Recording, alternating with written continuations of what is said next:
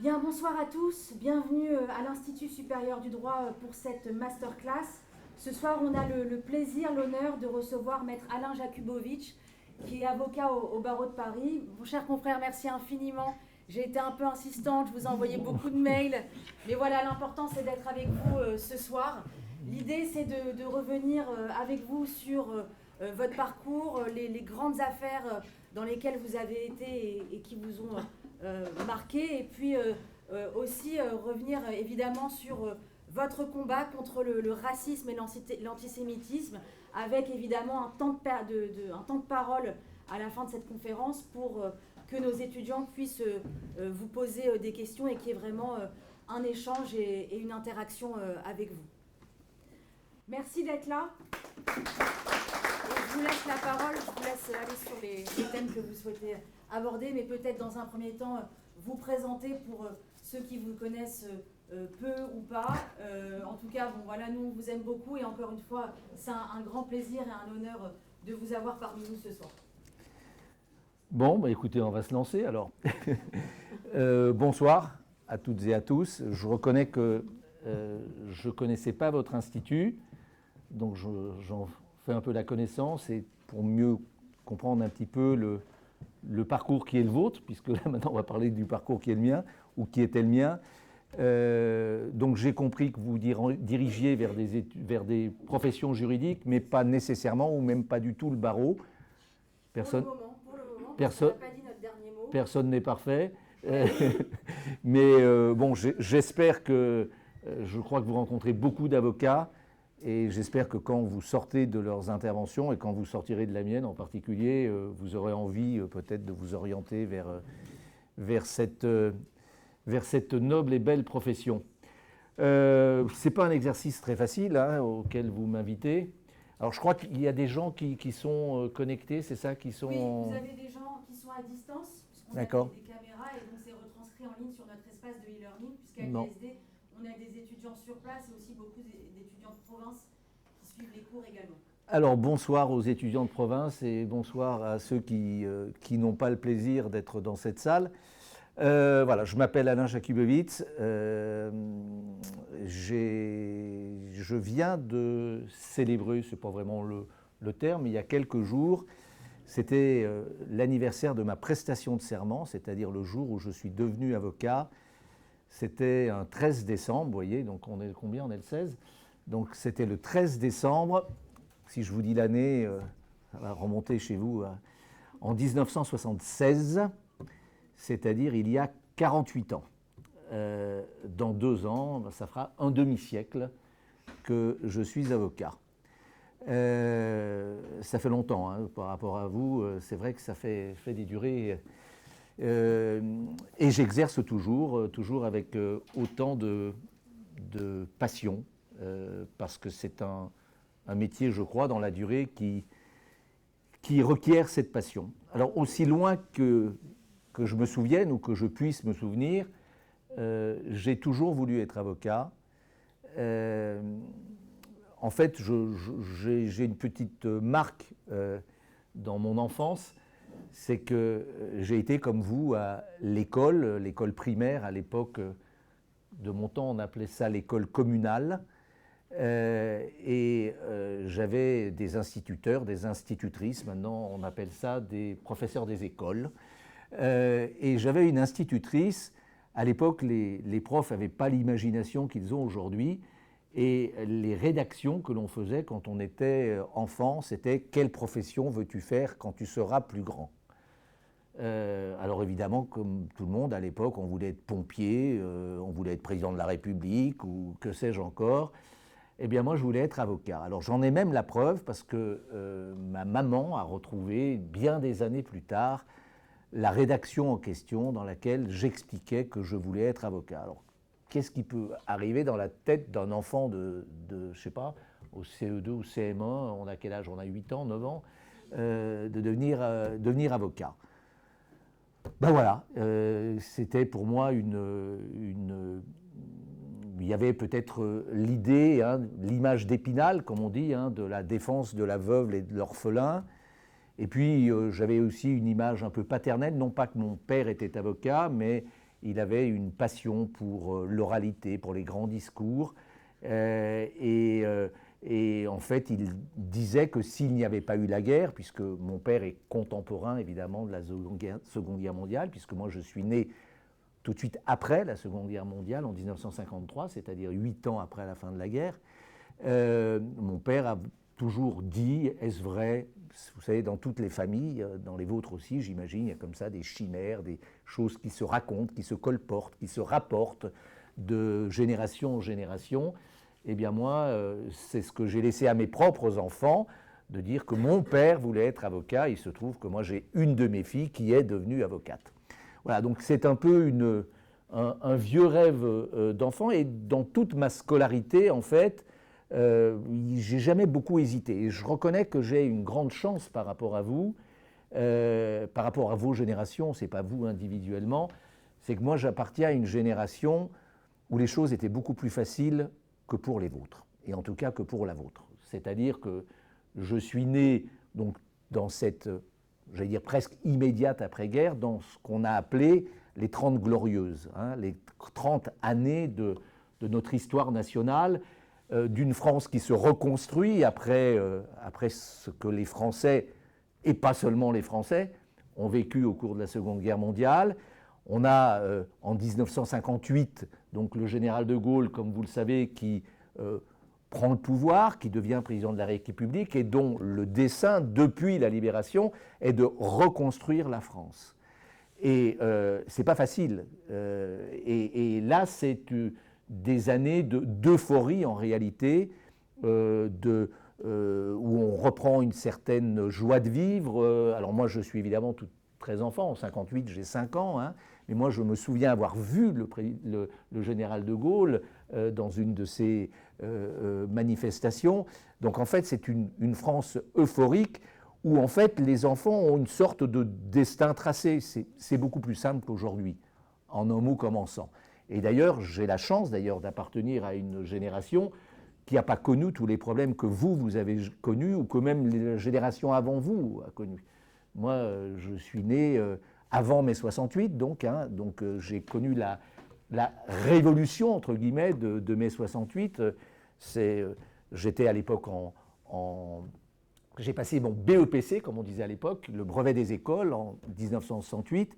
Donc, vous quittez le collège, puisque c'était la fin de la troisième, vous quittez le collège au mois de mai, enfin plutôt au mois d'avril ou au mois de mars, parce que les événements de 68, voilà, et vous le quittez au mois d'avril ou disons à l'été 1968, et puis vous revenez au mois de septembre ou au mois d'octobre, où c'est plus du tout la même chose, où d'abord, moi j'étais dans un collège de garçons, mais ça devient mixte, où c'est le moment de la liberté, et effectivement d'une liberté qui pour vous est naturelle, mais qui pour notre génération ne l'était absolument pas.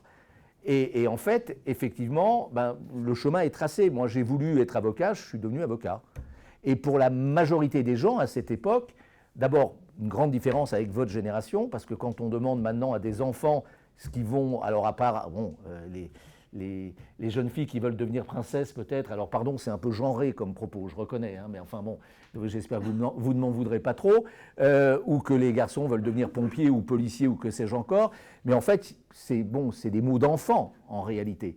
Et c'est vrai que c'est beaucoup plus difficile aujourd'hui, il y a beaucoup moins de jeunes gens aujourd'hui qui disent « je veux être ceci ou cela » et qui parviennent à devenir ceci ou cela. Donc moi j'appartiens à une génération où c'était plus facile, il y avait évidemment des examens, ça ne se faisait pas tout seul non plus, mais en fait la voie était relativement tracée et surtout à cette époque on devenait avocat, c'était beaucoup moins long qu'aujourd'hui. Hein. À mon époque, on passait le bac comme maintenant, alors ça c'est resté la même chose, mais quand on passait le bac au mois de juin, comme maintenant, si vous le réussissiez, vous pouviez présenter le CAPA, c'est-à-dire le certificat d'aptitude à la profession d'avocat, dès le mois de septembre. C'est-à-dire qu'en juin, vous passez le bac et au mois de septembre, vous passez le CAPA. Et si vous réussissez le CAPA, au mois de décembre, vous êtes avocat. Donc, ça peut vous faire sourire, effectivement, et il y a de quoi faire sourire, puisque, alors, vous ne deviez pas avocat, si, en fait, si, en réalité, c'est le CAPA, ce n'est pas le CRFPA, hein, comme maintenant, puisqu'il n'y avait pas d'école du barreau, c'est-à-dire qu'on arrivait, en gros, ce qui était mon cas, bon, j'ai eu la chance de faire ma scolarité sans redoubler, donc, bon, 18 et 4, hein, 22, donc à 22 ans, vous aviez ce qu'on appelle la licence, qui correspond maintenant, alors je me paume un peu, hein, c'est le master, c'est le master 2, non? C'est le master 2, 4 ans après le bac. Master 1, 4 ans après le bac. Bon, voilà. Donc voilà, ça correspond à ça. À l'époque, ça s'appelait la licence. Alors maintenant, la licence. Pardon? Ah, non, non. Là, c'était 4 ans après le bac. 4 ans après le bac, je ne sais pas ce que c'est maintenant. Hein, maintenant, c'est le master 1. Master 1, bon, d'accord. Bon, 4 ans après le bac en juin, donc 18 ans plus 4 ans égale 22 ans. Vous passiez le CAPA, qui n'était pas facile, hein, c'était déjà un examen assez compliqué, et vous le réussissiez, si vous le réussissez, et au mois de décembre, vous prêtez serment, vous devenez avocat, et vous avez la robe. Alors évidemment, on n'était pas très... on ne connaissait rien, hein, la vérité c'est qu'on ne connaissait rien. Alors à l'époque, le stage était obligatoire, c'est-à-dire que vous étiez obligé d'être stagiaire dans un cabinet où on vous formait. Aujourd'hui, vous avez les stages de 6 mois, les stages de ceci, les stages de cela, les spécialisations. Nous, on n'avait rien de tout ça. Hein. Alors, moi, c'était un petit peu particulier parce que j'aimais déjà tellement ce métier que quand j'étais étudiant, à partir de la 3e année de droit, j'ai commencé à travailler dans un cabinet d'avocats. Je faisais ce qu'on appelle clerc, hein, un clerc d'avocat, c'est-à-dire que je faisais des démarches au palais de justice pour un cabinet d'avocats et je faisais ce qu'on appelait les audiences de mise en état. Aujourd'hui, c'est une profession, hein, clerc ou clairette, c'est-à-dire des gens qui vont aux audiences, qui représentent les cabinets d'avocats dans les procédures, pour les audiences de renvoi, etc. Maintenant, c'est très virtuel, hein. Cette profession est en danger parce que la plupart des audiences de mise en état aujourd'hui sont virtuelles, se font par Internet et par des plateformes qui sont sécurisées. Donc moi, j'ai commencé à travailler dans un cabinet dès l'âge de 20 ans, 21 ans, ce qui m'a aidé d'ailleurs pour le CAPA et de devenir avocat. Alors en fait, moi j'ai pris une année après ma prestation. Je n'ai pas tout de suite passé le CAPA parce que juin, le bac, l'été, bon, moi je n'avais pas envie après le bac de passer mon été à réviser le CAPA, pour tout vous dire. Donc j'ai fait à l'époque ce qu'on appelait un DESS, c'est-à-dire un diplôme d'études spécialisées en procédure, parce que j'ai toujours beaucoup aimé la procédure, et notamment la procédure civile. Donc j'ai passé cette année à préparer le CAPA, parce que pour moi, il n'était pas imaginable de le rater. Donc je l'ai passé et je l'ai réussi. Et là, d'ailleurs, je fais une petite halte pour faire le parallèle avec ce qui se produit maintenant. Alors je sais que vous ne vous destinez pas nécessairement à la profession d'avocat, mais s'il y en avait parmi vous qui changeaient d'avis et qui avaient envie de passer le CRFPA, et je vais vous dire, alors, pour moi, le maître mot, moi je reçois parfois des jeunes gens, j'adore rencontrer des étudiants qui viennent me voir, etc. Qu'est-ce qu'il faut pour réussir le CRFPA? L'envie. L'envie. La différence qu'il y a plein de gens qui passent ou qui passaient ou qui passent encore le CRFPA, bon, en amateur. Si vous n'avez pas vraiment envie de devenir avocat, si vous n'avez pas vraiment ça au fond de vous, en vous disant « jamais je ne m'autorise pas à le rater, je le prépare comme il le faut », quitte à faire le bachotage, tout ce qu'il faut pour aller essayer de rentrer dans des cabinets, de voir, parce que ça aide beaucoup, à ce moment-là, ne le passez pas. Ne le passez pas. Si vous n'avez pas vraiment envie, tous ceux que moi je connais qui ont vraiment envie, qui s'en sont donné les moyens, vous le réussissez. Alors, il y a des exceptions, je ne veux pas non plus, parce que c'est un concours qui est difficile, mais tous les concours sont difficiles. Mais si il vous venait l'idée de rentrer dans cette profession, on ne rentre pas dans cette profession par accident. Et si vous y rentrez, de mon temps, c'était plus fréquent, hein, de rentrer un petit peu, voilà, on venait voir. D'ailleurs, c'est très simple, hein, les bons, ils faisaient médecine et les mauvais, ils faisaient droit, à mon époque, c'est tout. Moi, j'ai une cousine, Germaine, qui est comme ma sœur.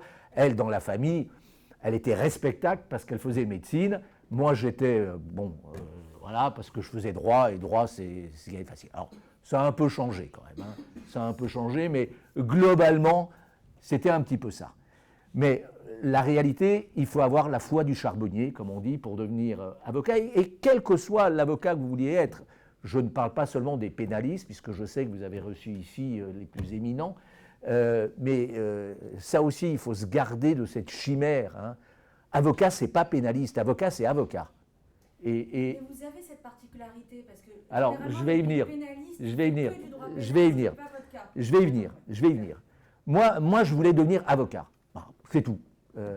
Et porter cette robe. Et c'est vrai que même si ça fait 48 ans, c'est un moment dans la vie, vous savez, il y a des moments dans la vie qui marquent.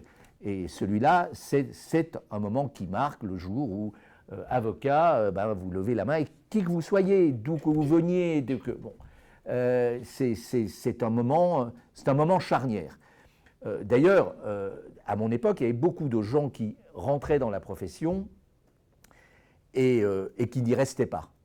Et notamment, pardon, mon discours risque peut-être de surprendre, voire de choquer certains, mais notamment les jeunes filles. Alors, c'était beaucoup moins... aujourd'hui, il y a une très grande majorité de jeunes filles au barreau et de femmes.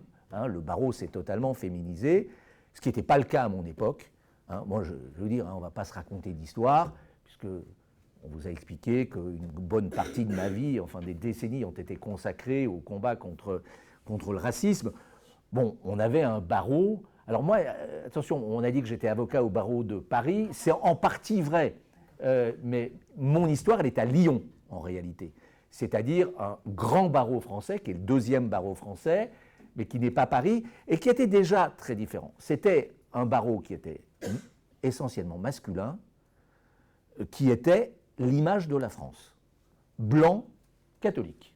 Voilà, on va dire ça un peu crûment, pardon, mais c'est la réalité. C'est la réalité sociologique, et d'ailleurs c'est la réalité sociologique de mon enfance.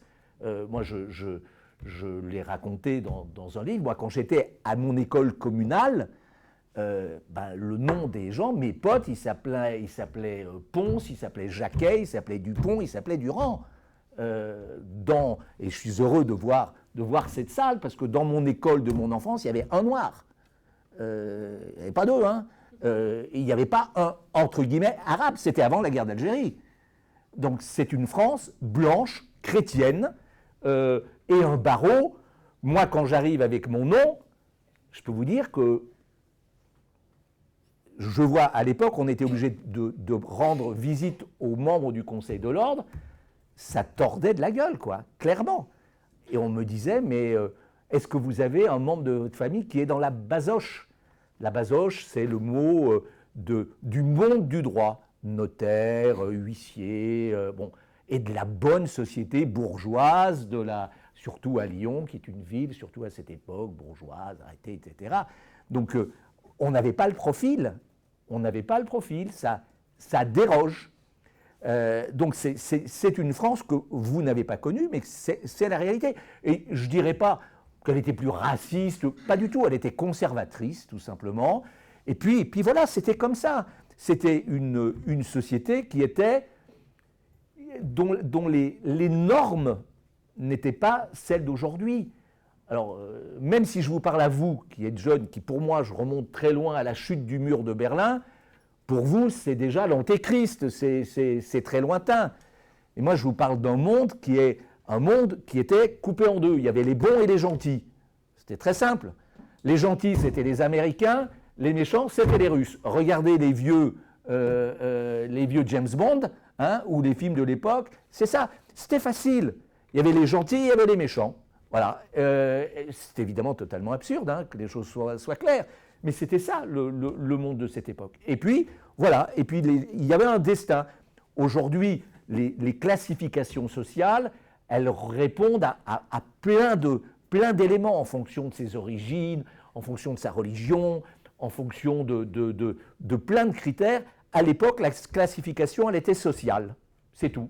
Il y avait les bourgeois, les grands bourgeois, qui étaient très peu nombreux, il y avait la bonne bourgeoisie, il y avait la petite bourgeoisie, puis après il y avait les ouvriers spécialisés, qui étaient et puis il y avait les ouvriers qui étaient moins spécialisés, et puis il y avait ce qu'on appelle, et ça c'est un mot qui va vous parler effectivement, il y avait un ascenseur social qui fonctionnait. C'est-à-dire que, effectivement, moi, dans ma famille, qui est une famille de réfugiés, hein, qui avait fui l'Allemagne nazie, etc., voilà, mon père avait une bonne situation, ses parents une nettement moins bonne situation, et l'ascenseur social fonctionnait, ça marchait, mais pour tout le monde. Ça marchait pour tout le monde. Toutes les couches d'immigration de ce beau pays qu'est la France, l'exemple le plus ancien de cette couche d'immigration qui était plus d'un siècle, c'était les Arméniens qui étaient arrivés en France au moment du génocide de 1917, et qui effectivement, voilà, sont devenus français. Les choses se passaient normalement. Ça a été vrai avant des Italiens, des Polonais, des Espagnols, et pourtant, croyez-moi, ils ont connu aussi leur lot de racisme, eux, hein. Les Polacs, les Rital, etc., etc. Tout ça existait aussi dans cette France-là. Il ne faut pas non plus imaginer que c'était un chouette bon fleuve tranquille. C'était aussi compliqué, mais nettement différent. La classification sociale n'était pas du tout la même. Et un gamin comme moi, venant de parents, de grands-parents, mes grands-parents ne parlaient pas français, ou ils sont venus aux Français, mais ils ne parlaient pas français. Ils n'étaient pas français. Mais mon père est devenu français après-guerre seulement. Mais les choses se faisaient naturellement, normalement. L'ascenseur social fonctionnait, chacun avait... Alors il fallait bosser, il fallait évidemment, mais bon. Et c'est comme ça que je suis devenu avocat, je dirais assez naturellement d'une certaine façon, mais bon, c'est là que les choses sérieuses commencent. J'avais 22 ans, 23.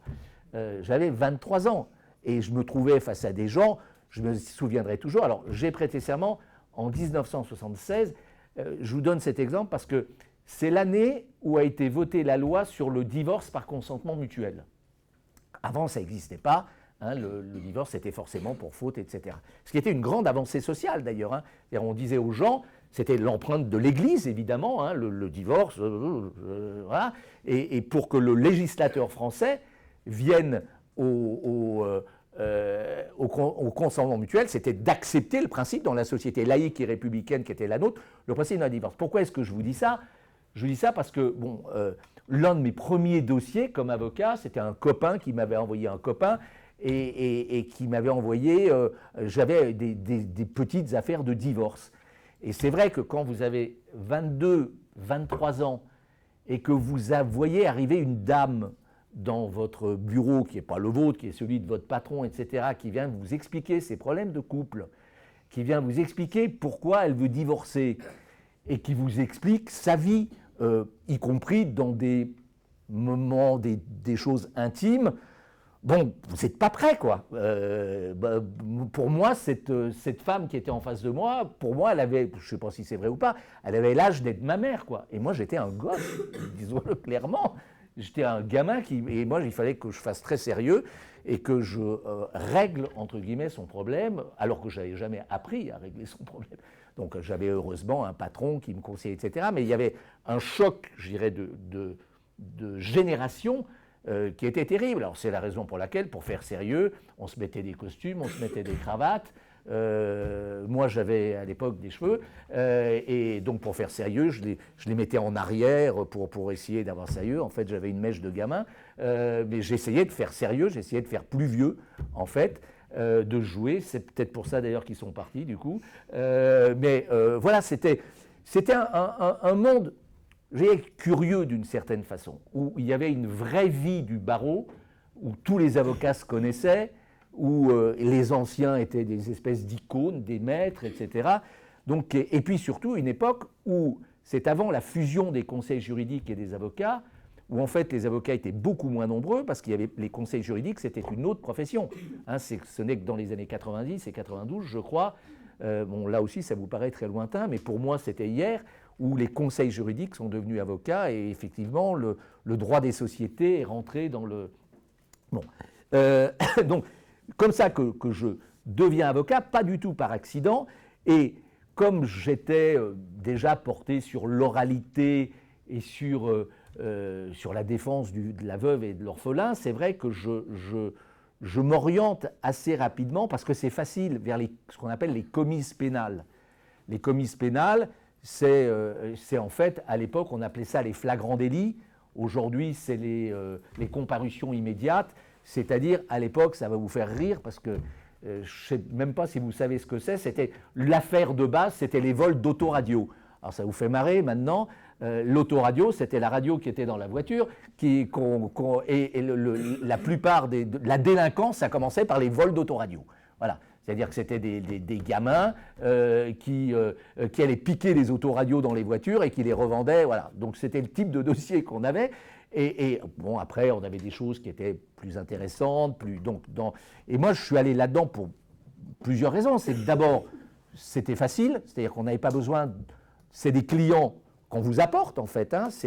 C'est l'œuvre sociale du barreau qui met à la disposition. À l'époque, ce n'était pas payé, hein, la défense. Aujourd'hui, les commises sont payées. Nous, on n'était pas payés. C'était absolument pas payé. Moi, pour vous dire, quand j'ai commencé à bosser, alors je vais vous parler en francs, hein, parce que c'était avant l'euro. Hein, moi, quand je bossais pour mon patron, avant de prêter serment, il me donnait 250 francs par mois, ce qui doit représenter à quelque chose comme 50 euros, quelque chose comme ça, peut-être 100, même pas. Et quand je suis devenu avocat, il me donnait 750 francs par mois.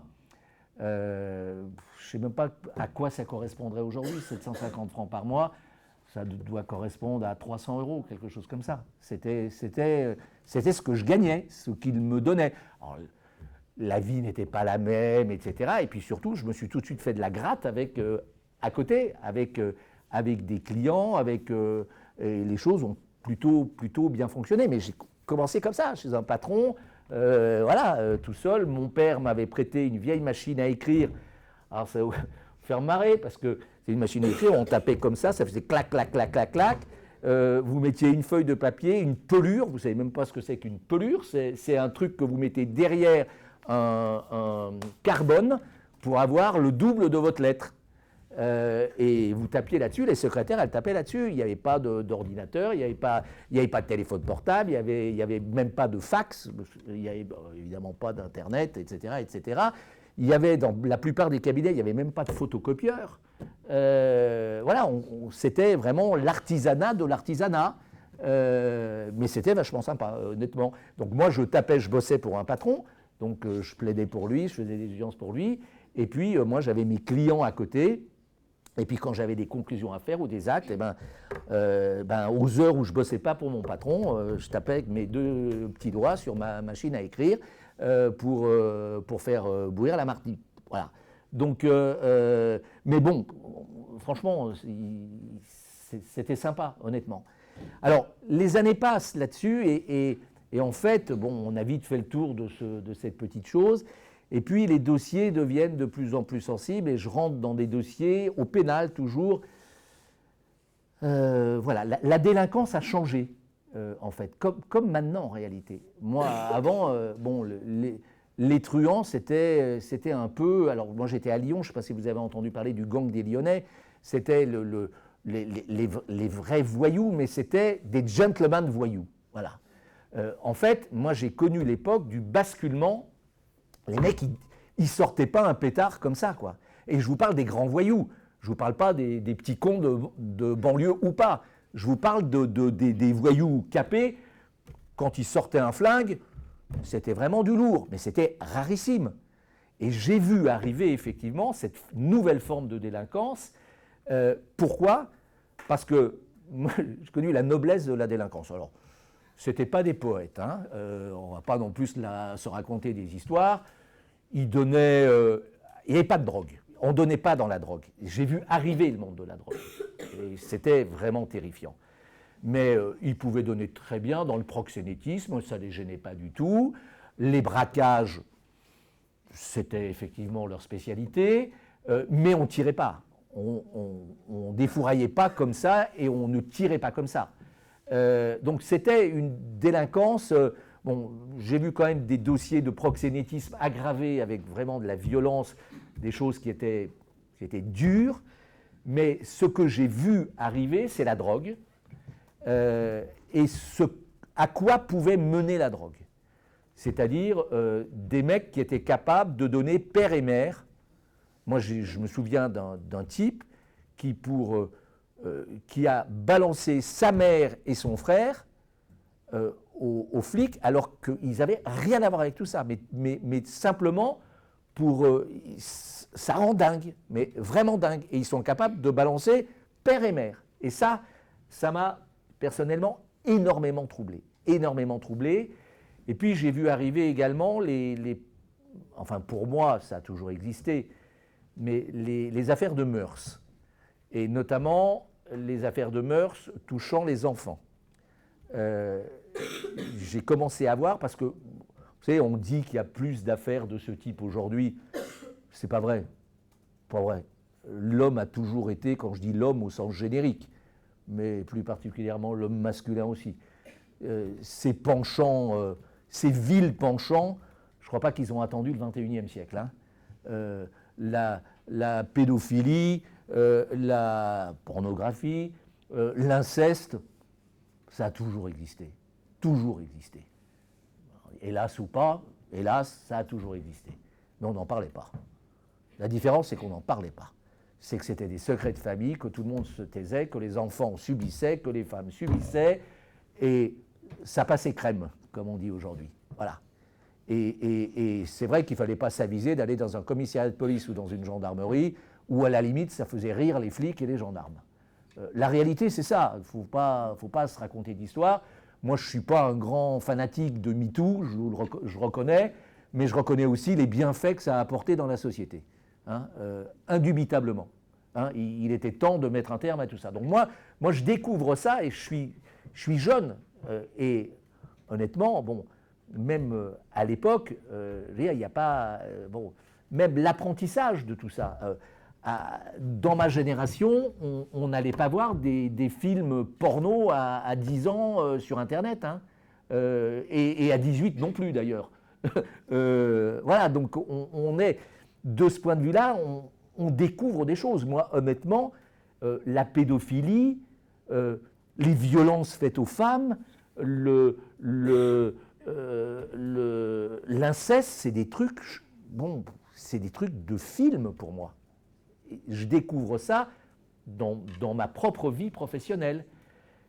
Et c'est pas facile vous le prenez vraiment. Alors, aujourd'hui, pour les jeunes avocats, moi, je vois honnêtement. Je vois qu'ils sont d'abord beaucoup plus matures que nous l'étions, ce qui est normal, hein, parce qu'ils ont 10 ans de plus, hein, grosso modo, pratiquement. Hein.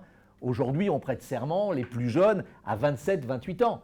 Moi, je vais vous donner un exemple, comme ça, je fais un bond en avant. Bon, on va sûrement parler de l'affaire Lelandais, j'imagine, parce que, voilà, on va sûrement en parler. Et ce personnage que j'ai défendu, bon, il était plutôt porté sur le sexe, on va dire, hein, ou très porté sur le sexe. Et je ne parle pas de pédophilie, hein, je parle... Bon. Et je vois, et on avait pour traiter le dossier des milliers de films, de photos, etc. Et moi, je me souviendrai toujours, une jeune collaboratrice, alors on est 40 ans plus tard pour moi, hein, des jeunes collaboratrices qui ont 27, 28 ans, et je leur dis, voilà, il faut préparer le dossier, il faut visionner. Moi, j'y vais vraiment sur la pointe des pieds, quoi, en disant, bon, est-ce que ça vous dérange de visionner ce genre de choses, parce que il faut qu'on voit par rapport au dossier, enfin c'est du boulot, c'est pas les trucs, on a même été obligé au cabinet de demander à l'informaticien du cabinet de faire des déblocages de choses qui sont bloquées normalement au cabinet pour regarder ce genre de trucs, quoi. Dans un cabinet d'avocat, c'est pas l'endroit où on regarde ce genre de trucs, quoi, normalement, sauf pour les dossiers. Mais moi, je vois des jeunes avocats, des jeunes femmes qui ont je sais pas, 27, 28 ans, elles disent, bon, ben alors, il n'y a aucun problème. J'aurais demandé de regarder un bilan, la même chose que de regarder ça. Bon, c'est effectivement une génération différente, quoi, une approche des choses qui est vraiment, qui pour moi, je n'ose pas demander, quoi. Quand même, ça me gêne, quoi, d'une certaine façon. Ou pas du tout. Elles, ça ne les gêne pas du tout, et tant mieux, finalement. Il n'y a pas d'ambiguïté, c'est clair. Donc, voilà, moi, en tout cas, jeune avocat, je le prends un peu, et il y a un événement qui va m'amener à modifier mon exercice professionnel, que j'ai raconté, qui est un peu peut-être curieux. c'est un jour où je suis dans un dossier où je suis partie civile pour une dame et des enfants qui ont été, voilà, dont le mari et père a commis des actes voilà, peu recommandables, on va dire. Et notamment, il y a des jeunes filles, des toutes jeunes filles, 2 sœurs d'ailleurs, je me souviens. Et c'était, je me souviens que c'était un vendredi, il y a une raison particulière à cela, où il y a malheureusement une confrontation entre cet homme et ses filles. Et j'assiste les jeunes filles. Il y avait une mesure de protection, je crois qu'il y avait un tuteur avec. Et au cours de cette audition, bon, c'est d'une violence inouïe, et puis surtout, il y a des images qui étaient assez nouveaux, en fait. Et c'est pas, les images, c'est pas comme maintenant sur un écran, hein. C'était des vieux films, le type, il filmait, quoi. Et comme il niait, on avait un petit peu comme dans l'affaire, dans le cabinet du juge d'instruction, il y avait un écran. Et là, moi, je n'étais pas du tout préparé à ça, quoi. Mais alors, pas du tout préparé. Donc, j'en ai pris plein la gueule, comme on dit. Mais ça forme, quoi. Ça rend plus fort. Mais il se trouve que, bon, voilà, c'était. Je suis ce jour-là, parce qu'on n'est pas qu'avocat non plus. J'étais un jeune père de famille. C'est quelques années plus tard. Et j'ai toujours notamment 2 filles. Bon, je me souviens que mon fils n'était pas né et mon fils va avoir 40 ans. Donc c'est vous dire que ça ne date pas d'hier. Et ben, comme tous les papas, je crois, du monde, enfin j'espère en tout cas, je rentre chez moi et puis je donne le bain à mes filles. Voilà. Et là, j'ai à un moment un blocage complet. Je ne peux pas toucher mes filles, je ne peux pas les laver, je peux pas. J'ai un blocage, je suis arrêté. J'ai ces images qui me reviennent dans la figure, et là je vois mes filles. Donc, voilà. Donc je jette l'éponge, au sens propre comme au sens figuré. Et là, ça a eu des conséquences sur. J'ai plus pu. Entre les trucs de drogue, ces camés que je ne peux pas supporter, j'ai une aversion, les affaires sexuelles que je n'arrive plus à avancer, d'ailleurs après, bien des années plus tard, on va me le ressortir, mais bon, on pourra en parler parce que bon, des années sont passées entre-temps. Les espèces de tarés qui commencent à sortir leurs flingues pour le moindre truc, je dis basta, j'arrête, et je me tourne vers parce que j'aime le pénal, je me tourne vers le pénal des affaires, parce que parallèlement, je faisais beaucoup. Moi, j'appartiens à une génération où les avocats, aujourd'hui, tous les avocats, ils sont hyper spécialisés dans tout leur domaine. Nous, on faisait de tout. Dans la journée, je pouvais plaider une affaire pénale, un divorce, des baux commerciaux, des expulsions de logements, du droit des étrangers, et j'avais même le tribunal permanent des forces armées, parce qu'on est avant 1981, le tribunal permanent des forces armées, c'était un tribunal d'exception qui existait encore, où on jugeait les objecteurs de conscience. Alors, tous les faits délictuels qui se produisaient dans l'armée, hein, les soldats n'étaient pas jugés par les tribunaux de droit commun. Il y avait une juridiction d'exception qui s'appelait le tribunal permanent des forces armées, où les juges étaient des militaires. Et nous, on défendait principalement les objecteurs de conscience, c'est-à-dire les types qui disaient « moi, l'armée, je ne veux pas la faire ». À l'époque, la conscription était obligatoire. Hein. À 18 ans, ou décalé avec vos études, entre 18 et 24 ans, vous étiez obligé de faire votre service militaire. Tous les garçons uniquement, faisaient leur service militaire. Et puis il y avait des types, alors c'est l'époque de la guerre du Vietnam, on est après mai 68, baba cool, truc, machin, peace and love. Moi, je veux pas qu'on m'apprenne à tirer, je veux pas de guerre, je veux pas de militaire, donc je refuse de faire l'armée. Et ces mecs-là, qu'on appelait les objecteurs de conscience, puisque c'est leur conscience qui les conduisait à refuser de faire l'armée, on les mettait au trou. Et on les mettait au trou, et ils étaient jugés, parce que c'était un délit de refuser de faire l'armée. Alors on leur commettait des avocats d'office. Et nous, on arrivait, on leur disait, bon.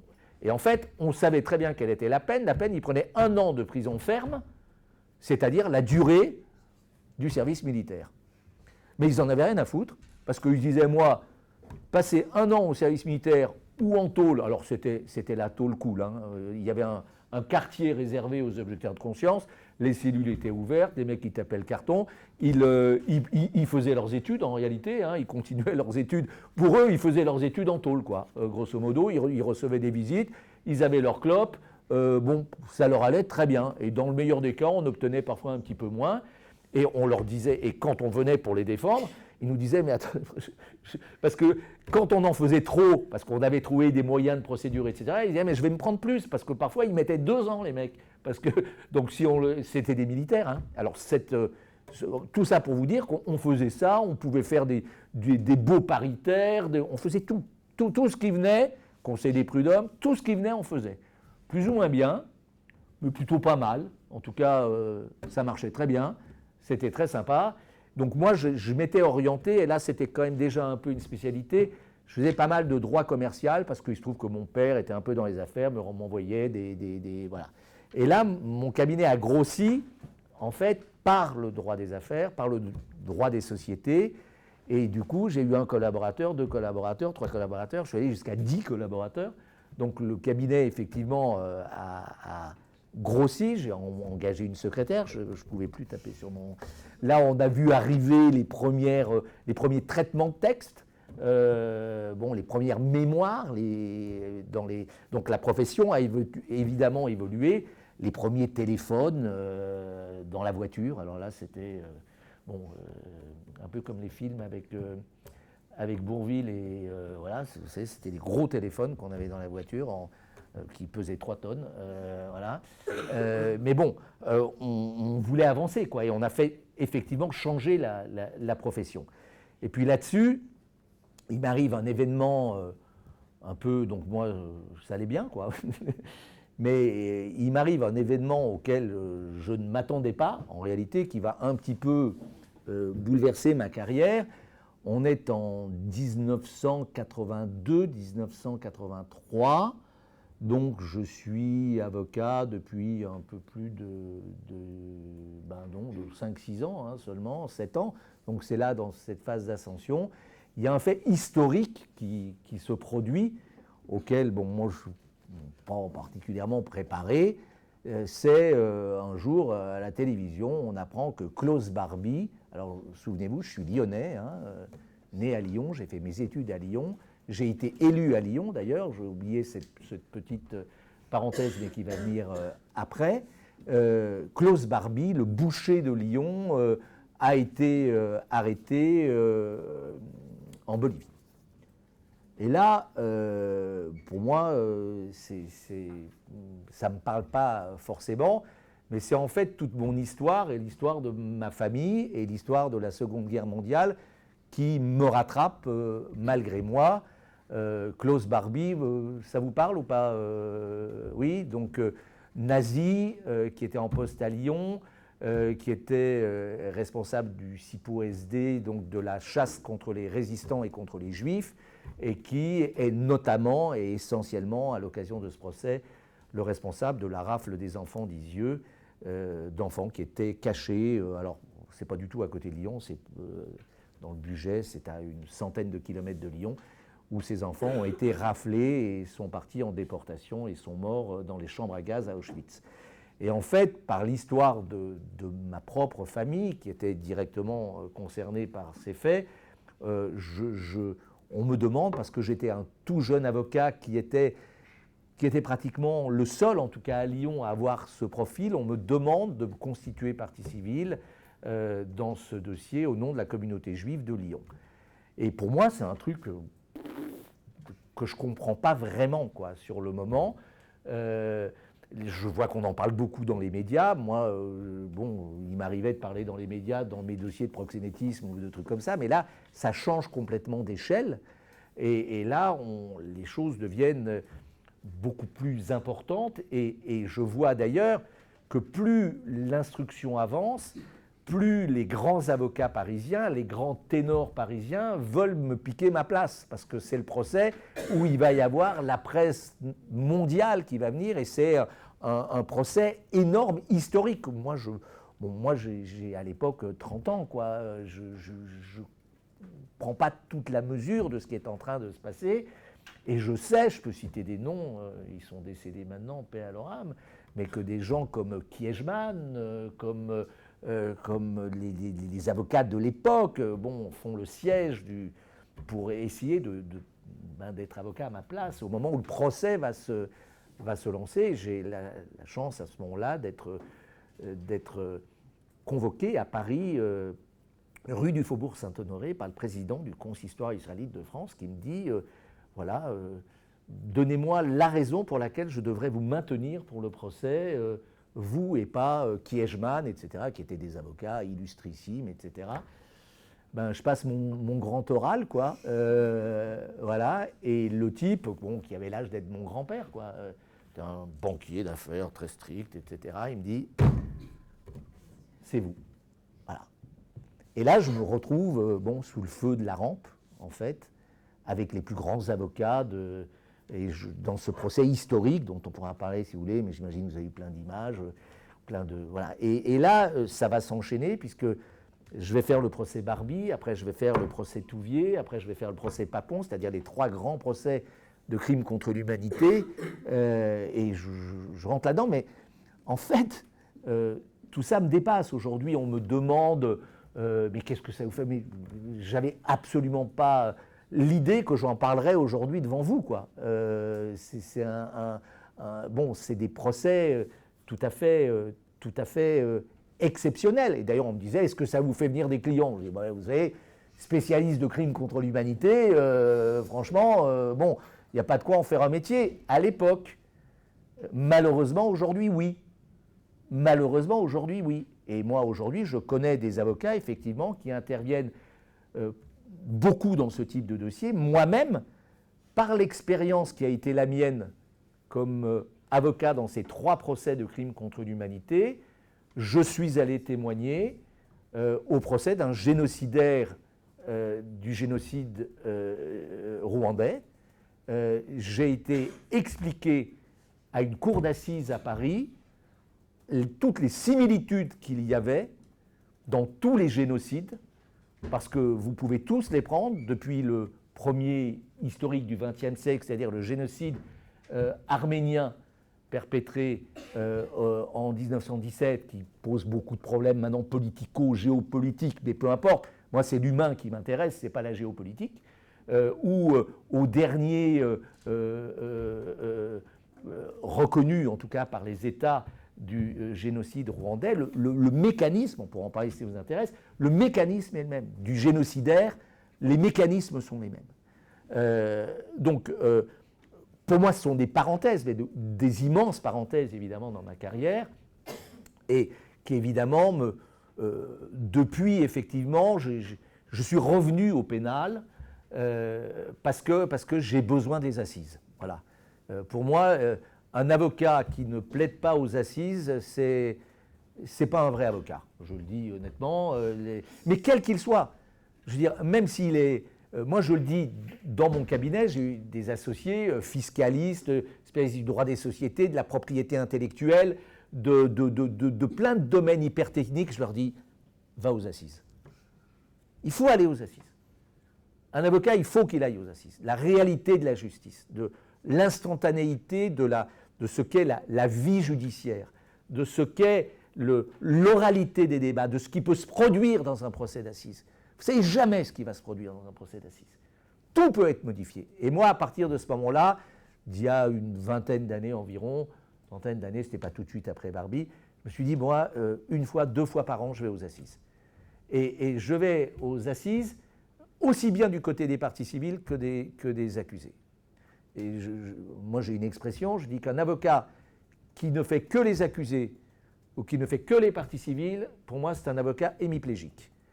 Il faut, selon moi, je dis bien selon moi, hein, vous trouverez autant d'avocats et autant de positions. Je ne dis pas que j'ai raison, Je suis ici pour vous parler de mon expérience, pas de l'expérience des autres. C'est-à-dire que il faut ressentir la pression, la passion, l'attente d'un verdict, aussi bien d'un côté que de l'autre. Parce que, aussi curieux que ça puisse paraître, vous avez la même angoisse. La même angoisse. Quel que soit du côté de la barre où vous vous trouvez. Et pour moi, beaucoup d'avocats vous disent mais défendre les victimes, ce n'est pas de la vraie défense. Ce n'est pas vrai. C'est la même robe, c'est la même. Et moi, j'y mets la même passion, exactement de la même façon. Je vais le retrouver dans d'autres grands procès qui ne sont pas forcément des procès d'assises, mais des procès au pénal, qui, notamment, puisqu'on a parlé la catastrophe du tunnel du Mont Blanc, je ne sais pas, bon, en fait, vous n'étiez même pas né en réalité, pour la plupart, mais je ne sais pas si vous avez entendu parler de cette catastrophe, du tunnel du Mont Blanc qui brûle pendant 48 heures avec des voitures à l'intérieur et des camions à l'intérieur, donc je ne vous raconte pas à quoi ça correspond, ça veut dire des corps réduits littéralement en cendres avec des images qui vous... Bon, tout a fondu, les camions ont fondu, il ne restait plus rien des camions, ils ont fondu les camions. Donc vous imaginez ce qui peut rester d'un corps humain. Et puis dans les images très fortes qui marquent, hein, vous avez parfois des squelettes qui ont été, 3 squelettes qui ont été préservés, qui sont 3 membres d'une même famille, et on le voit par le squelette, ils se tiennent la main et au milieu il reste un chapelet qui n'a pas fondu. Donc, et ces gens se sont vus mourir. Et moi je représentais les victimes de cette catastrophe.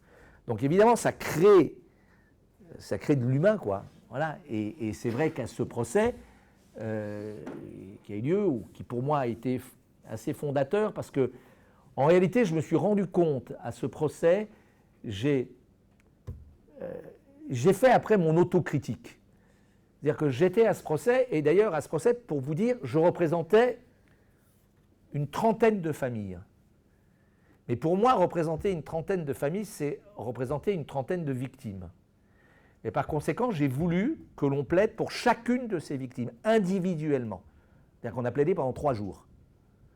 Et comme je ne voulais pas, moi, seul le plaider avec le collaborateur qui était en charge du dossier à mon cabinet, j'ai demandé à tous les collaborateurs de mon cabinet, on était assez nombreux au cabinet, on y avait eu environ 20-25 avocats, je leur ai demandé de parrainer une famille. Et ils sont venus, des fiscalistes, ils sont venus au pénal pour parler d'une victime. Le problème des victimes, c'est un de mes grands combats en réalité, depuis les crimes contre l'humanité, c'est-à-dire, plus il y a de victimes, moins il y a de victimes.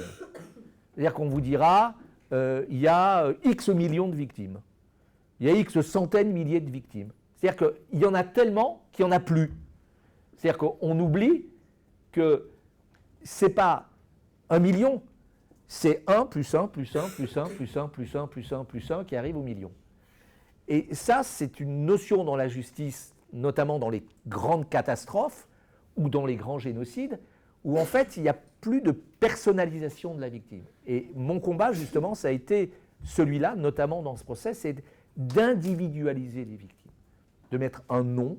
Ce sont des gens qui ont aimé, qui aimaient, qui ont une vie, mais dans la masse, ça se noie dans la masse. Donc ce genre d'exemple, pour moi, illustre ce retour au pénal. Pour moi, c'est vraiment le retour aux sources de ce qu'est fondamentalement cette profession qu'on ne peut pas faire sans cette passion en réalité, sans cette... et surtout, ce que je dis aux jeunes avocats aujourd'hui, je leur dis, surtout maintenant, vous savez, moi quand j'ai prêté serment, je vous ai dit que bon, quand on cherchait une jurisprudence, on allait dans une bibliothèque, on cherchait le bon bouquin et on allait chercher la bonne jurisprudence. Et je peux vous dire que c'était un vrai savoir-faire, que je n'avais pas nécessairement d'ailleurs. C'est pour ça que je me suis vite entouré de collaborateurs qui, eux, savaient faire. Mais aujourd'hui, c'est-à-dire qu'il y a un nivellement, je ne dirais pas qu'il est par le bas. Aujourd'hui, il suffit juste d'avoir le bon logiciel. C'est tout, qui coûte une tonne, hein, soit dit en passant. Qui coûte une fortune. Hein, je ne sais pas si vous avez entendu parler de doctrine notamment. Bon, doctrine, c'est un luxe pour les cabinets, je peux vous dire. Ça coûte Ça coûte, bon, voilà, mais bon, on a besoin de doctrine. Donc, c'est pas compliqué, hein, vous cherchez des mots-clés, et maintenant, vous n'avez même plus besoin de chercher de mots-clés, la jurisprudence, elle vient toute seule. Et vous avez les derniers arrêts, l'arrêt qui a été rendu par la chambre criminelle de la Cour de cassation avant-hier, vous l'avez instantanément sur votre ordinateur. Mais à mon époque, ce n'était pas ça. Et aujourd'hui, ce que je dis aux avocats, c'est que, bon, vous avez fait les mêmes études, vous avez eu les mêmes profs, peu ou prou, vous avez passé les mêmes examens, vous avez la même jurisprudence, bon, vous êtes tous égaux finalement. Qu'est-ce qui va faire la différence? Pourquoi il y en a qui sont meilleurs que d'autres? Pourquoi est-ce que moi j'ai envie de bosser avec certains et je n'ai pas envie de bosser avec d'autres? C'est ce que je suis en train de vous indiquer. C'est-à-dire que pour moi, dans tout ça, il y a un seul maître mot. C'est-à-dire qu'on peut mettre la technique, surajouter de la technique, rajouter du droit européen, du droit international, l'ONU, tout ce que vous voulez, les pactes internationaux, tout ce que vous voulez. Votre matière première, c'est l'humain. Dans tous les domaines, c'est l'humain. Moi, j'ai plaidé des dossiers d'arbitrage, y compris d'arbitrage international, où parfois les arbitres me disaient « Maître, vous n'êtes pas aux assises ». Je dis « Si, je suis aux assises. Je suis aux assises ». Et à partir du moment où on me confie des intérêts, évidemment, on ne va pas envoyer personne en prison, on va couper la tête à personne, on est d'accord, mais et ce que je dis souvent aux jeunes avocats, la première question que vous devez vous poser, c'est pourquoi moi? Pourquoi est-ce qu'on vient vous voir vous? Il y a des milliers d'avocats en France. Donc vraiment, c'est pour ça que je reviens à mon propos liminaire pour ceux ou celles d'entre vous qui auraient envie de devenir avocat. Si vous n'avez pas ce petit truc en plus, ce petit truc qui vous dit, moi je veux y arriver, je vais y arriver, parce que moi, quand j'ai en face de moi un client, ce n'est pas un client que j'ai. Souvent, on me dit maintenant, parce que je suis un avocat connu, etc., on me dit, mais cette affaire, elle est trop petite pour vous. Pas du tout. D'abord, ce n'est pas à vous d'en juger. Et il n'y a pas de petites affaires. Alors, il y a des affaires que je ne prendrai pas pour différentes raisons. On est la dernière profession libérale, c'est-à-dire la profession qui est capable, moi je peux dire non, quelqu'un vient me voir, je voudrais que vous me défendiez, non, je ne veux pas vous défendre. Voilà. Alors pourquoi je ne peux pas vous défendre? Pour plein de raisons. D'abord parce que votre histoire, elle ne me plaît pas, parce que je pense que vous me demandez un truc, une stratégie que moi je n'aime pas, parce que vous n'avez pas de sous pour me payer. Disons, non mais attendez, il faut dire les choses. Et puis il y en a qui viendront et qui vont dire, moi je n'ai pas de sous pour vous payer. Ouais, tu n'as peut-être pas de sous pour me payer, mais moi, ton histoire, elle m'intéresse. Voilà, c'est mon luxe. C'est mon luxe de pouvoir dire, voilà, il y a des causes, et notamment toutes ces causes que j'ai défendues à côté de ma profession, dans ces combats contre le racisme que je mène depuis des années. Évidemment, je n'ai jamais touché un copec. Je ne me fais pas payer pour plaider ce type de dossier, évidemment. Mais c'est un luxe, parce que j'ai pu faire payer les autres, on est un peu les Robins des Bois, quoi. Faire payer les riches pour pouvoir plaider gratuit pour ceux qui ne le sont pas. Voilà. Donc pour moi, c'est un petit peu ça a été tout au long de ma carrière la ligne conductrice avec, bon là ça fait quand même un bout de temps que je parle, je continue ou un petit peu? Continuer, bien sûr. Alors d'abord, merci infiniment, est-ce que vous avez des questions? Mais je vais poursuivre sur un point, sur deux points en réalité. Donc tout ça, alors il y a plein de dossiers qui évidemment se surajoutent.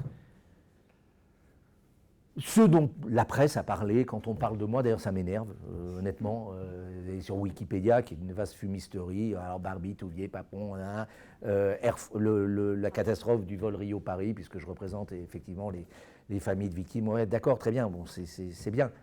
Mais ce n'est pas ça qui est le cœur de mon activité. Alors il y a toute l'activité qui n'est pas pénale, etc. Mais surtout, et c'est pour ça, je vais vous parler un petit peu de Lelandais quand même, puisque j'imagine que vous savez que je suis l'avocat d'Ornal Lelandais, il y a plein de choses qui tournent, de fantasmes qui tournent autour de ça. Mais on m'a demandé, j'avais été sollicité par des chaînes de télévision pour faire des émissions, pour faire des trucs. J'en ai fait un podcast que je vous invite à écouter, non pas parce que c'est moi, parce qu'il est remarquable, mais remarquable. C'est pas moi qui l'ai fait, le podcast, qui s'appelle Le Coupable. C'est un podcast extraordinaire, mais vraiment. Vous comprenez tout, qui est sur Spotify, gratuit. C'est en 8 épisodes. Franchement, moi je l'écoute, je découvre les trucs. Franchement, il est vraiment, c'est un feuilleton. On ne dit plus un feuilleton maintenant, on dit c'est une série. C'est une série Netflix plus orale. Vraiment, je pense qu'il est absolument passionnant. Mais quand on m'a demandé notamment d'écrire un livre sur cette affaire, moi j'ai refusé parce que d'abord le procès n'était pas jugé, et puis moi je ne veux pas être résumé à Nordal Lelandais, quoi. J'ai accepté de le défendre, je m'en suis expliqué, etc. J'accepte de faire ce bouquin, je l'ai publié chez Plon. Au passage, il s'appelle Soit je gagne, soit j'apprends. Chez Plon, c'est un très bon livre. Toute la première partie de ce livre est consacrée à un peu ce que je vous ai raconté. Comment je suis devenu avocat, pourquoi je suis devenu avocat, et surtout à plein de dossiers dont la presse n'a jamais parlé. Elle ne peut pas parler de tous les dossiers, évidemment, mais qui ont marqué ma carrière. Et qui sont pour moi beaucoup plus intéressants que ceux que choisissent les médias pour vous dire ça, c'est intéressant. Et notamment, et c'est pour ça que je vous l'ai dit, c'est un problème générationnel. Je vous ai parlé de MeToo, bon. Moi, j'ai plaidé des dossiers pour des femmes battues, et pas seulement battues. Je parle dans ce dossier, on en parle peu dans ce livre, d'une femme qu'un homme qui était son mari, il avait commandité son assassinat par des coups de couteau, 27 coups de couteau. Elle n'est pas morte, enfin bon. C'est une histoire incroyable, absolument incroyable, mais incroyable. Et d'ailleurs, je vous parle d'elle pour vous dire ma conception du métier. Je l'ai eu au téléphone la semaine dernière. Il se trouve qu'elle venait, au moment où elle a été, son mari avait commandité son assassinat, elle venait de donner naissance à un petit garçon qui a eu 20 ans là. Donc c'est vous dire, voilà, 20 ans plus tard, on se parle. Voilà, c'est un accompagnement, c'est parce que c'est tout un chemin. J'ai écrit que l'avocat, dans ces cas-là, c'est la béquille de la victime. On est là pour soutenir et pour être aux côtés. Donc moi, je ne veux pas à mon corps défendant, d'une certaine façon, j'en prends encore plein la gueule sur les réseaux sociaux, sur Nordal Lelandais. C'est le prix à payer dans le monde actuel. Ça ne me gêne pas plus que ça. Mais je ne veux pas être résumé à ça. C'est pour ça que j'ai arrêté, que je ne veux plus intervenir sur ce sujet, parce que je ne veux pas être résumé à ça. Maintenant, je peux et je dois vous dire que c'est une incroyable aventure d'avocat. Voilà. Une incroyable... Même si je me suis fait avoir totalement dans ce dossier, parce que moi je croyais, ou je voulais croire dans un premier temps, c'est plus que je voulais croire que je croyais, la réalité, à son innocence, et comme tout avocat, je rêvais de faire acquitter le criminel, le monstre, etc. Bon, je me suis planté, voilà. Et quand on se plante, moi je ne suis pas de ceux qui jettent l'éponge au milieu du... non, je te croyais innocent, tu n'es pas innocent, je ne te défends plus. Voilà, bon. Pour moi, c'est tout simplement indigne. Voilà, ce n'est pas un avocat. Un avocat, il porte sa croix, si vous me permettez cette expression, au sens laïque du terme, évidemment, jusqu'au bout. Jusqu'au bout. Et c'est ce que j'ai fait. Voilà. Et je pense que ce métier l'exige. Voilà. Deux autres points avant qu'on échange. Pour échanger là-dessus, vous savez, moi, je n'ai pas de tabou, donc vous pouvez y aller, aucun problème. Si je dure autant, c'est parce que moi, j'ai beaucoup de copains de ma génération. À vrai dire, comme vous l'avez compris, j'ai dépassé l'âge légal de la retraite, allègrement, quel que soit l'âge de la retraite que vous retenez. Moi, j'ai explosé les compteurs, mais j'ai une chance. C'est que tout le monde n'a pas la chance d'être avocat. Et c'est pas pour ça que je dis, les gars, continuez à bosser, 70, 75, 80, allez-y. Oui, c'est plus facile pour certaines professions que pour d'autres, je reconnais. Et notamment pour celles que j'ai l'honneur de servir. Donc, voilà, je n'en tire aucune gloriole. D'ailleurs, personne ne m'a demandé de continuer. Je continue parce que j'aime, parce que j'ai toujours la flamme, que j'ai la chance d'avoir aussi la santé, parce qu'on ne fait pas ce métier si on n'a pas la santé, et si on n'a pas le dynamisme qui va avec. Bon. Mais il y a une autre raison. Et ça, c'est aussi un conseil que je vous donne, vous soyez avocat ou pas, c'est de ne pas vous laisser... Alors, vous avez compris que mon métier avait bouffé ma vie, hein, on va dire simplement. C'est vrai que je l'ai écrit, c'est au début de mon livre. Quand vous êtes avocat 365 jours par an, 24 heures sur 24. Vous ramenez les emmerdes chez vous. Voilà, c'est tout, c'est comme ça. Ce n'est pas la peine de vous faire des histoires. Alors, je reconnais que les jeunes générations, aujourd'hui, c'est différent. Et tant mieux pour elles, hein, et pour eux. Ok, moi j'ai des collaborateurs, une fois qu'ils quittent le bureau, voilà, ils sont chez eux, terminé. Voilà, c'est pas ma conception. Hein. Donc c'est un métier qui vous bouffe la vie. Vous êtes avocat le matin quand vous vous réveillez et vous êtes avocat le soir quand vous vous endormez. Vous rêvez de ça, vous faites des cauchemars de ça, vous êtes dans une fête avec des... Moi, je sais que mes potes, bon, ils savent très bien que quand on m'invite à bouffer, que je sors du cabinet, il me faut 2 heures avant d'être avec eux. Voilà, c'est comme ça, parce que je suis dans mes trucs, je suis grognon, je ne suis pas sympa, je ne suis pas... Voilà, 2, 3 petits verres et ça passe. Voilà, mais voilà, je veux dire que c'est... Et il y a autre chose, c'est que je me suis toujours oxygéné la tête ailleurs. Mes copains qui aujourd'hui ont pris leur retraite, ils sont sur les rotules, fatigués parce qu'ils ont fait 40 ans de cabinet et de palais de justice. Moi, je suis allé voir le monde, à tous les égards. J'ai fait un peu de politique, j'ai été adjoint au maire, j'étais adjoint au maire chargé du respect des droits, c'est-à-dire, comme disait Coluche, je m'occupais dans une grande ville, la ville de Lyon quand même, deuxième ville de France, ceux, comme disait Coluche, qui sont moins égaux que les autres. Voilà, donc je m'occupais à l'époque, hein, parce que ça fait plus de 30 ans que j'ai été élu, j'ai créé le premier foyer pour accueillir les femmes sans abri, parce qu'avant il n'y avait que les hommes qui étaient sans abri, hein, les femmes on n'en tenait pas compte, et c'est vrai qu'il y en avait très peu.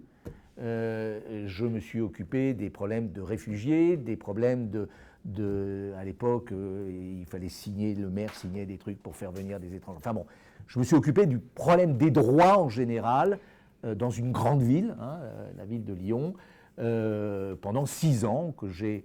Alors j'étais à la fois avocat et élu, hein, adjoint au maire, mais j'ai toujours continué à être avocat, hein, c'était de 1989 à 1995, mais après mon premier mandat, je n'ai pas voulu en faire un deuxième. Alors il y avait une autre raison, c'est qu'après Michel Noir, puisque j'étais avec Michel Noir, c'était Raymond Barre et que je n'avais pas tellement envie d'être l'adjoint de Raymond Barre. Bon. Mais bon, ça c'est une autre chose, mais j'ai mis un terme, mais j'ai consacré 6 ans de ma vie à ça. Et puis, j'ai consacré 30 ans, 40 ans, et je consacre toujours ma vie à mes combats sociétaux. Pour moi, je suis un avocat de la 4e République, en fait. Pour moi, un avocat, il doit être engagé dans la cité. Quand je parle de la cité, je parle de la cité grecque. C'est-à-dire on a un rôle social. On est les derniers à pouvoir s'élever contre les injustices fondamentales. Ce qui tient évidemment à la détention, l'état de nos prisons, etc. Ces lieux communs absurdes, comme quoi la justice serait laxiste, etc., etc. Bon, on est les derniers. Pour moi, on n'est pas les seuls, évidemment. Vous savez, c'est pas un hasard si, dans toutes les dictatures, et de tout temps, encore les dernières dictatures, hein, aujourd'hui, dans certains régimes qui tombent, ça a été le cas dans ce qu'on a appelé les printemps arabes, ça a été le cas en Roumanie, c'est le cas aujourd'hui, apparemment, espérons-le, en Syrie, espérons que ça sera demain le cas en Iran, en Russie et ailleurs. Qu'est-ce que font les tyrans quand, au moment, leurs derniers actes, quand ils peuvent encore le faire, ce qui n'a pas été le cas d'Assad, puisque c'est allé trop vite pour lui. Mais qu'est-ce qu'ils font? À qui ils s'attaquent? Principalement aux avocats et aux journalistes. Et qu'est-ce qu'ils font? Des autodafés.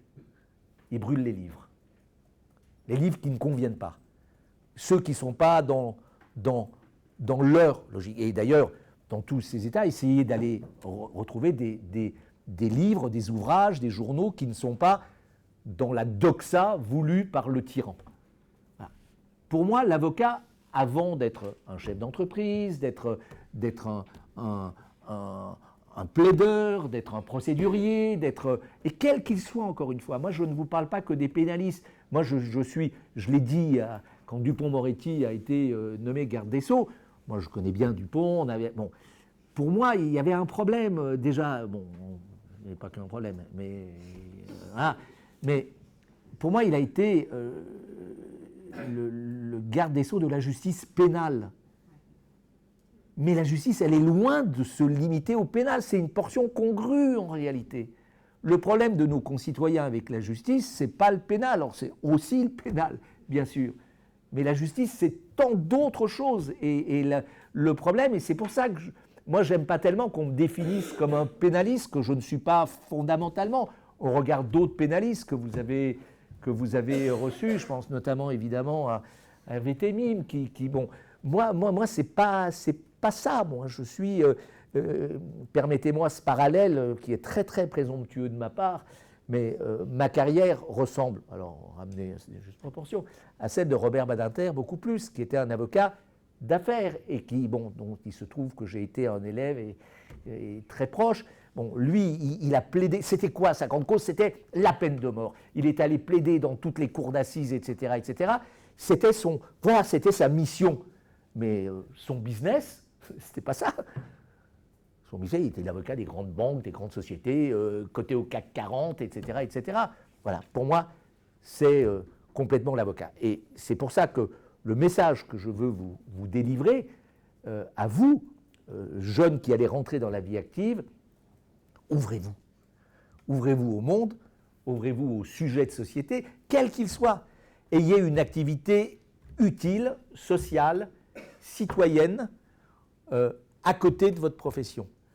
Ne vous laissez pas enfermer, après vous, dans votre métier, votre vie de famille, votre train-train, intéressez-vous au monde. Moi, mon grand problème aujourd'hui avec les jeunes, je le dis honnêtement, moi, y compris mes propres petits-enfants, c'est le manque d'intérêt pour les choses du monde. Il faut dire que c'est vrai que vous en avez pris tellement plein la gueule et qu'il y a tellement lieu d'être désabusé face à tant de choses, mais il ne faut pas baisser les bras, quoi. Je veux dire, si ce n'est pas la jeunesse qui reprend le flambeau donc ouvrez-vous, ça peut être n'importe quoi. Ça peut être le club de sport de votre quartier, ça peut être le jeu d'échecs, ça peut être n'importe quoi, ça peut être la politique, ça peut être des activités ordinales, des activités associatives. On est le plus beau pays du monde de ce point de vue-là. Vous savez que quand, j'arrête, je promets, mais quand des pays accèdent à la démocratie, et je pense notamment, parce que moi j'en ai été contemporain, dans les pays d'Asie et notamment d'Asie du Sud-Est. Alors pourquoi je pense à ces pays? Parce qu'ils sont francophones. Le Vietnam, le Cambodge, ces pays, quand ils se sont ouverts à la démocratie, qu'est-ce qu'ils ont fait? Ils ont fait venir des avocats français. Et ils ont fait venir des associations françaises. On est le pays au monde des associations. Nulle part au monde, il existe des associations comme il existe en France, qui aujourd'hui, malheureusement, ne sont plus aidées. Alors, il y a de tout là-dedans. Il faut savoir faire son marché, c'est clair. Mais l'utilité sociale des associations, c'est incroyable. La force vive qu'il y a là-dessus, qui a été d'ailleurs, on va le dire, cassée par Macron et par ses prédécesseurs, qui ont voulu arrêter, c'est couper les ponts avec ces réseaux intermédiaires des citoyens pour redonner, soi-disant, toutes leurs lettres de noblesse aux hommes politiques. On a vu ce qu'ils en ont fait. Donc voilà, je veux dire que c'est ça les vrais combats. C'est ça les vrais combats. Et quel que soit le métier, alors c'est vrai qu'avocat, ça aide un peu, oui, je vais arrêter. Les avocats sont, disons peut-être, en tout cas moi, plus enclins, voilà, à aller sur ces terrains-là. Voilà, j'avais rien préparé. Mais... Je vous propose maintenant un temps d'échange. Si certains ont des questions, allez-y, vous pouvez prendre la parole. Même indiscrète, surtout indiscrète. Allons-y, monsieur, bien fort pour que les étudiants à distance puissent nous entendre. Moi, j'avais deux questions. La première est de savoir, étant donné que vous êtes avocat, vous avez sûrement obtenu des victoires et des défaites pendant des procès. Comment se relever après avoir perdu un procès très important? On était réellement convaincu qu'on devait ressortir vainqueur. Et la deuxième question, ça va concerner le racisme. Et pardon, la fin, pardon. Et La deuxième question? La deuxième question, ça va concerner le racisme. Dans la présentation de la directrice, elle a dit que vous menez un combat contre le racisme. Moi, je considère qu'aujourd'hui, le racisme devient quelque chose de tout à fait normal. On le voit dans le monde du football, un supporter qui va traiter un joueur noir de singe devient une insulte normale. Et moi, j'aimerais savoir, est-ce que vous ne pensez pas que les sanctions envers ces personnes-là ne sont pas assez lourdes? alors, deux questions d'un ordre différent. D'abord, évidemment, je vais vous répondre à votre première question. Comment on réagit quand on a perdu un procès?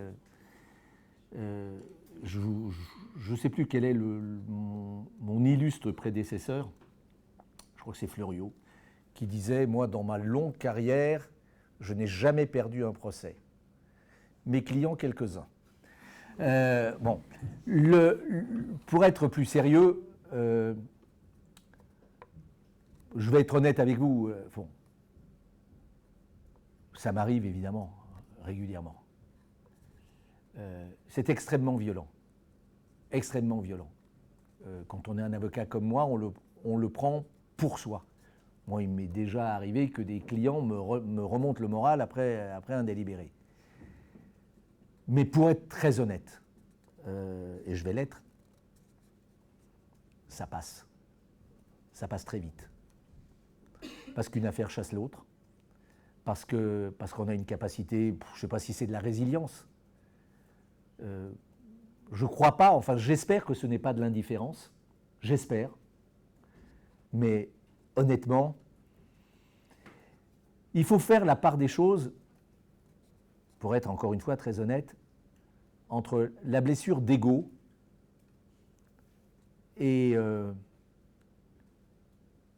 l'altruisme à l'égard du client. Alors, tout dépend si vous êtes au pénal ou pas, mais je pense que vous pensez particulièrement au pénal. Le type pour qui vous plaidez un acquittement et qui prend 20 ans, quoi, et qui va au trou.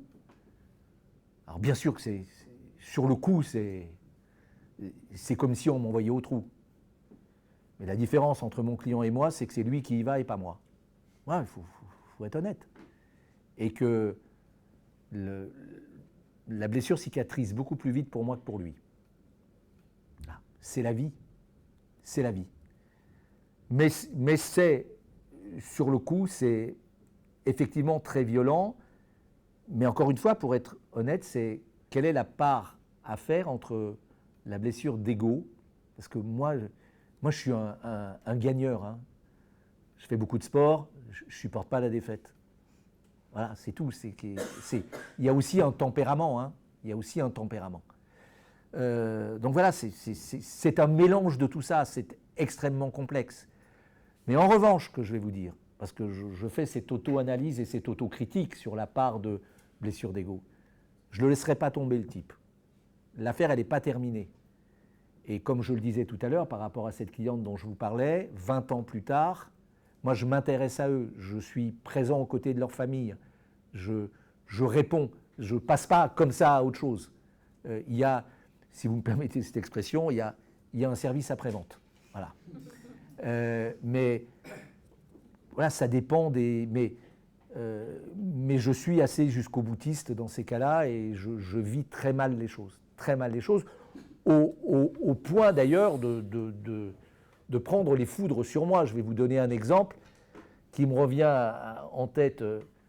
J'ai connu ça il n'y a pas très longtemps, un verdict aux assises que je considère honteux, scandaleux, où j'aurais dû avoir un acquittement, où je ne l'ai pas eu, surtout mon client.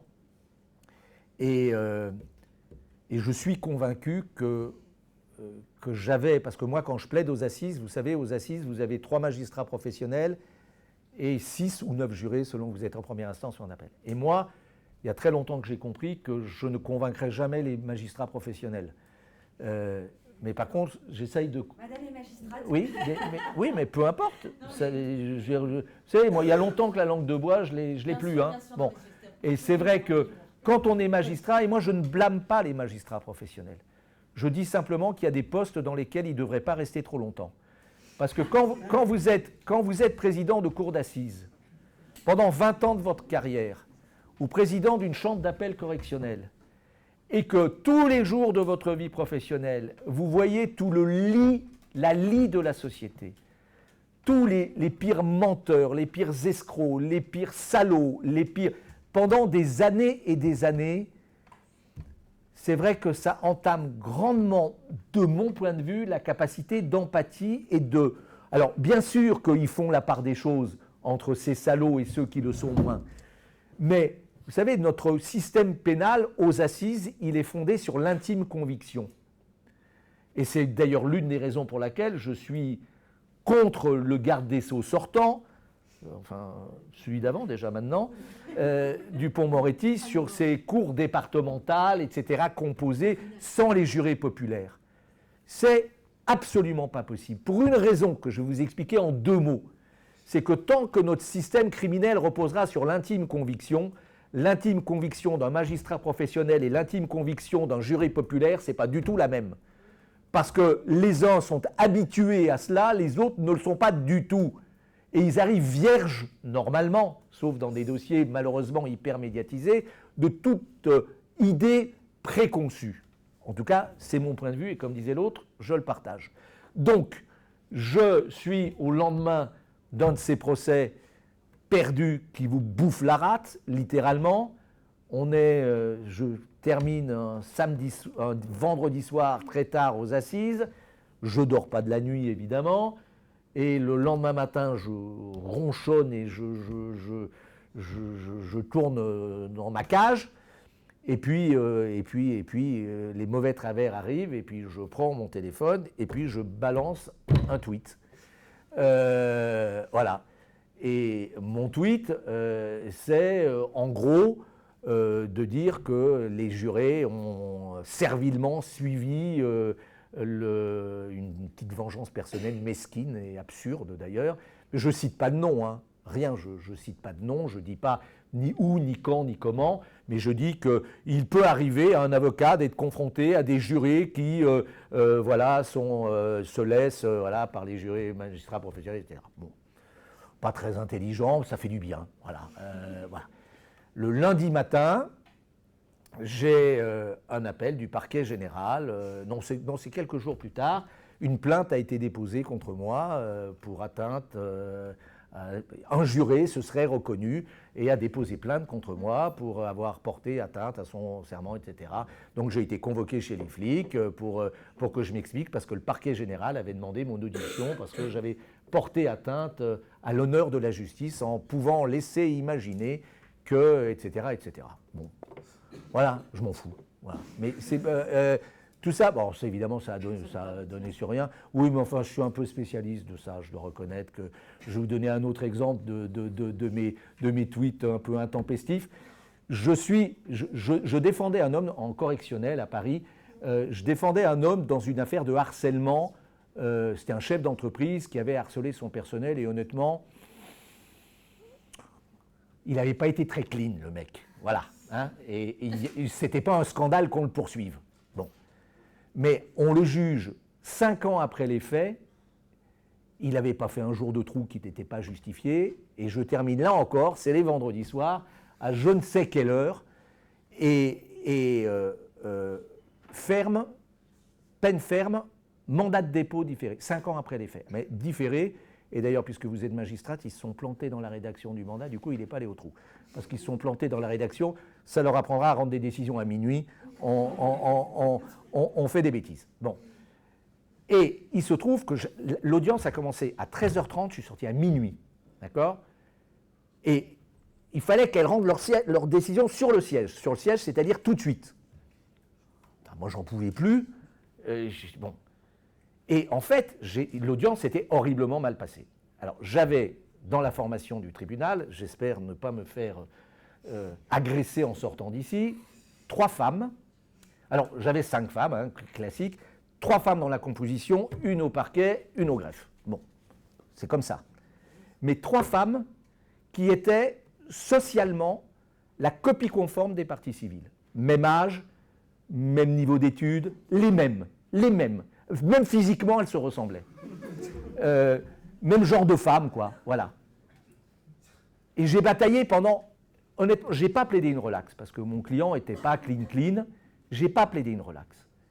Mais bon, j'essaye, moi je sais faire la part des choses, quoi. Ce qui est... Voilà, quand on ne peut pas plaider une relaxe, on ne plaide pas une relaxe. Mais, bon Dieu, se délibérer d'une peine ferme avec menthe, enfin, c'est absurde, quoi. Ça ne tient pas debout, j'ai jamais vu ça, il n'y a aucune raison. Alors, le samedi, je balance mon petit tweet. Et je mets dans mon petit tweet, puisque l'heure est à la parité, il faudrait peut-être qu'on s'interroge aussi sur la parité des compositions des tribunaux correctionnels. Ben oui, parce que moi je suis sûr qu'avec une autre composition, le mec, il était condamné, mais pas comme ça. En tout cas, c'est ma conviction. Voilà. Et là encore, je la partage. Et donc, je ne mets évidemment pas de nom et rien du tout, mais je pose la question sociale.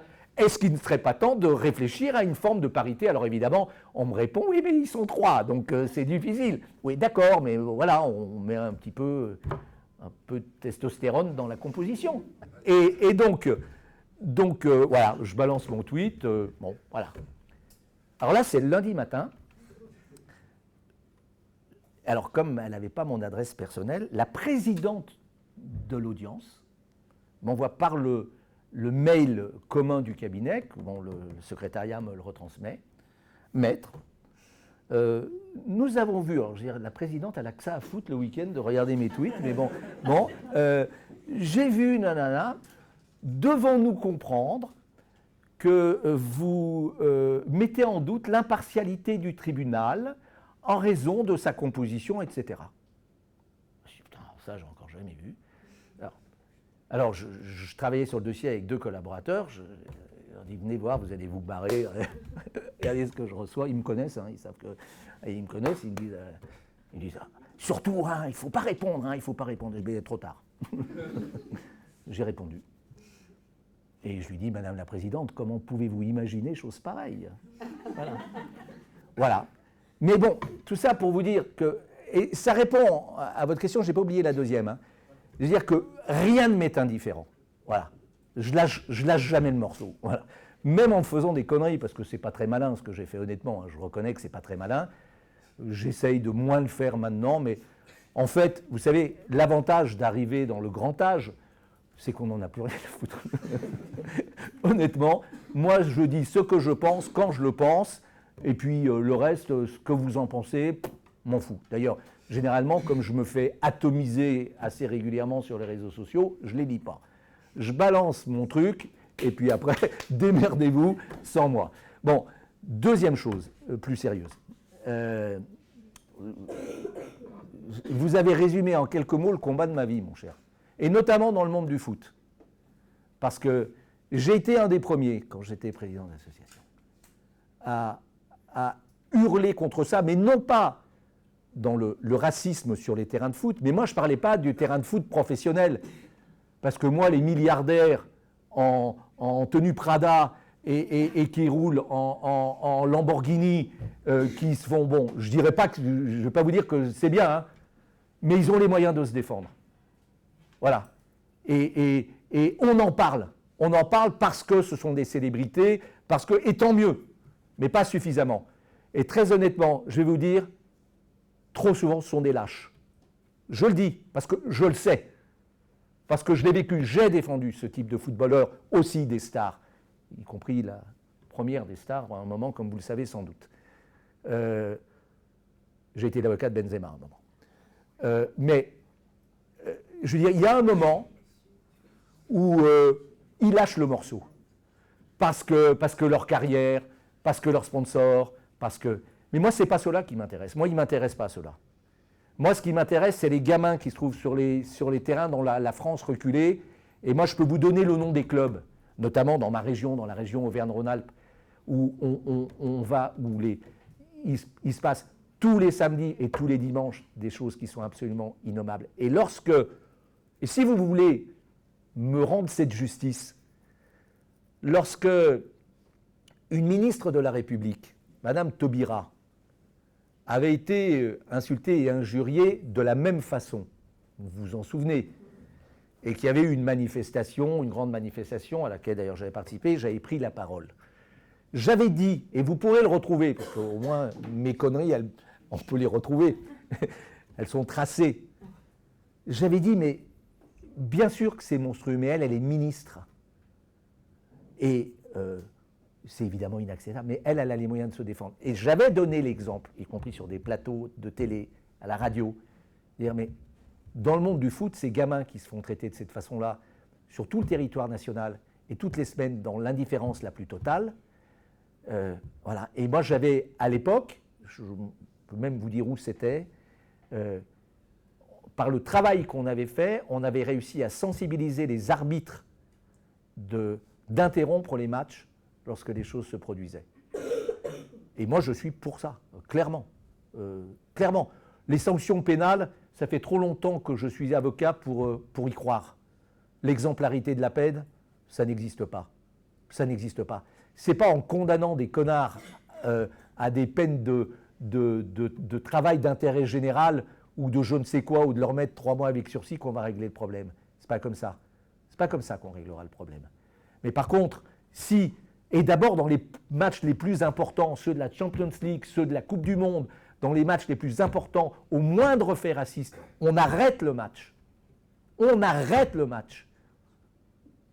Là, oui. Mais qui est-ce qui aura le courage de le faire?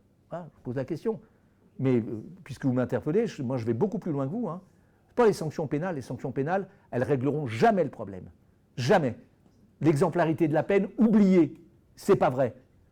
D'ailleurs, si les peines pouvaient être exemplaires, il n'y aurait plus de violeurs, il n'y aurait plus de braqueurs, il n'y aurait plus de tueurs. C'est pas vrai. Ça n'existe pas, l'exemplarité de la peine. Les mecs qui pètent un câble et qui sont capables de faire n'importe quoi, mais ceux-là, dans ceux dont vous parlez, il y a 2 catégories. Il y a les idéologues, les racistes fondamentaux, les fascistes, les nazions, etc., qui existent mais qui ne sont pas les plus nombreux. Et puis il y a pire. Pour moi, c'est presque pire. Ceux qui font ça naturellement, qui vous diraient ça comme connard ou imbécile ou idiot. Voilà. Mais ça, c'est un travail de fond, mon cher. Voilà, je ne sais pas si j'ai répondu à votre question, mais en tout cas, vous voyez que j'y mets, en ce qui me concerne, la même conviction, mais je reconnais que je suis un petit peu désabusé aussi, parce que ça fait tellement longtemps que je me bats contre ça, et que j'ai l'impression d'être Don Quichotte maintenant qui se bat contre les moulins à vent. Voilà, j'avoue que ça commence un peu à me fatiguer. Est-ce qu'il y a d'autres questions? Allez-y, n'ayez pas peur. Oui, Lina. Je gueule, mais je ne mords pas. Alors moi, je me permettais juste de revenir sur Badinter. Donc avec un parcours un peu comme le vôtre, donc vous avez vécu avec votre temps, en corrélation avec des faits sociétaux très intéressants, comme vous l'avez dit précédemment. Comment vous avez vécu l'abolition de la peine de mort en tant qu'avocat, en tant qu'humain? Comment vous avez vécu ça? Écoutez, d'abord, l'abolition, vous êtes né dans une société française, française. N'oubliez jamais que la peine de mort existe toujours. Et n'oubliez jamais qu'elle est encore appliquée. Et notamment dans ce qui est prétendu être la plus grande démocratie au monde. Alors, c'est vrai qu'il y a beaucoup de condamnations à mort aux États-Unis. Il y a fort heureusement un peu moins d'exécutions. Mais les États-Unis reconnaissent encore la peine de mort. Enfin, certains États. Et d'autres non. L'abolition de la peine de mort, comme vous le savez, c'est Robert Badinter. C'est au lendemain de l'élection de François Mitterrand à la présidence de la République. C'est effectivement lui qui insuffle et qui souffle à François Mitterrand cette idée d'abolir la peine de mort. Ce qui n'était pas, je ne sais pas si vous avez vu des émissions là-dessus, je vous invite à le faire, ce qui n'était pas l'inclinaison naturelle de François Mitterrand. Et notamment, c'est au cours d'un de ces grands débats pendant la campagne électorale de 1981 qu'il va lâcher ce mot dans une de ces rendez-vous politiques comme on en connaissait déjà à l'époque. la vérité, c'est que là encore, bon, en 1981, j'étais encore très jeune. Là encore, j'ai pas 30 ans, moi, en 80. Je prends pas la mesure des choses. J'ai lu, évidemment. J'ai eu après l'exécution, mais je crois que pour avoir pleinement conscience de ça, aujourd'hui, il n'y en a plus, ou pratiquement plus, il faut avoir assisté à une exécution. Il y a deux choses. Pour l'avocat, là je parle de l'avocat, mais pas seulement de l'avocat. C'est pour une cour d'assises de revenir après un délibéré, et il y a eu toute la puissance de l'audience qui a duré plusieurs jours, parfois plusieurs semaines. Je ne vous parle pas de la justice d'exception, hein, je ne vous parle pas des sections spéciales et des fachos qui ordonnent ces exécutions politiquement. Je ne parle pas de cela. Moi, je vous parle de la vraie justice, des vrais juges, démocrates, républicains, qui rendent la justice au nom du peuple français, qui ont assisté au débat, qui ont entendu des plaidoiries, qui ont vécu avec l'accusé pendant plusieurs jours, qui peut être odieux, mais pas forcément, ils ne le sont pas tous, et qui arrivent et qui prononcent et qui disent on a la peine de mort, la tête sera tranchée. Qu'est-ce qui se passe dans la tête d'un juge quand il prononce ça? Qu'est-ce qui se passe dans la tête d'un avocat général lorsqu'il requiert la peine de mort, lorsqu'il demande la peine de mort? Qu'est-ce qui se passe dans la tête d'un avocat lorsqu'il entend ne serait-ce que les réquisitions et a fortiori la condamnation? Qu'est-ce qui se passe dans la tête d'un accusé qui sait que sa tête va être tranchée? C'est des trucs qui sont...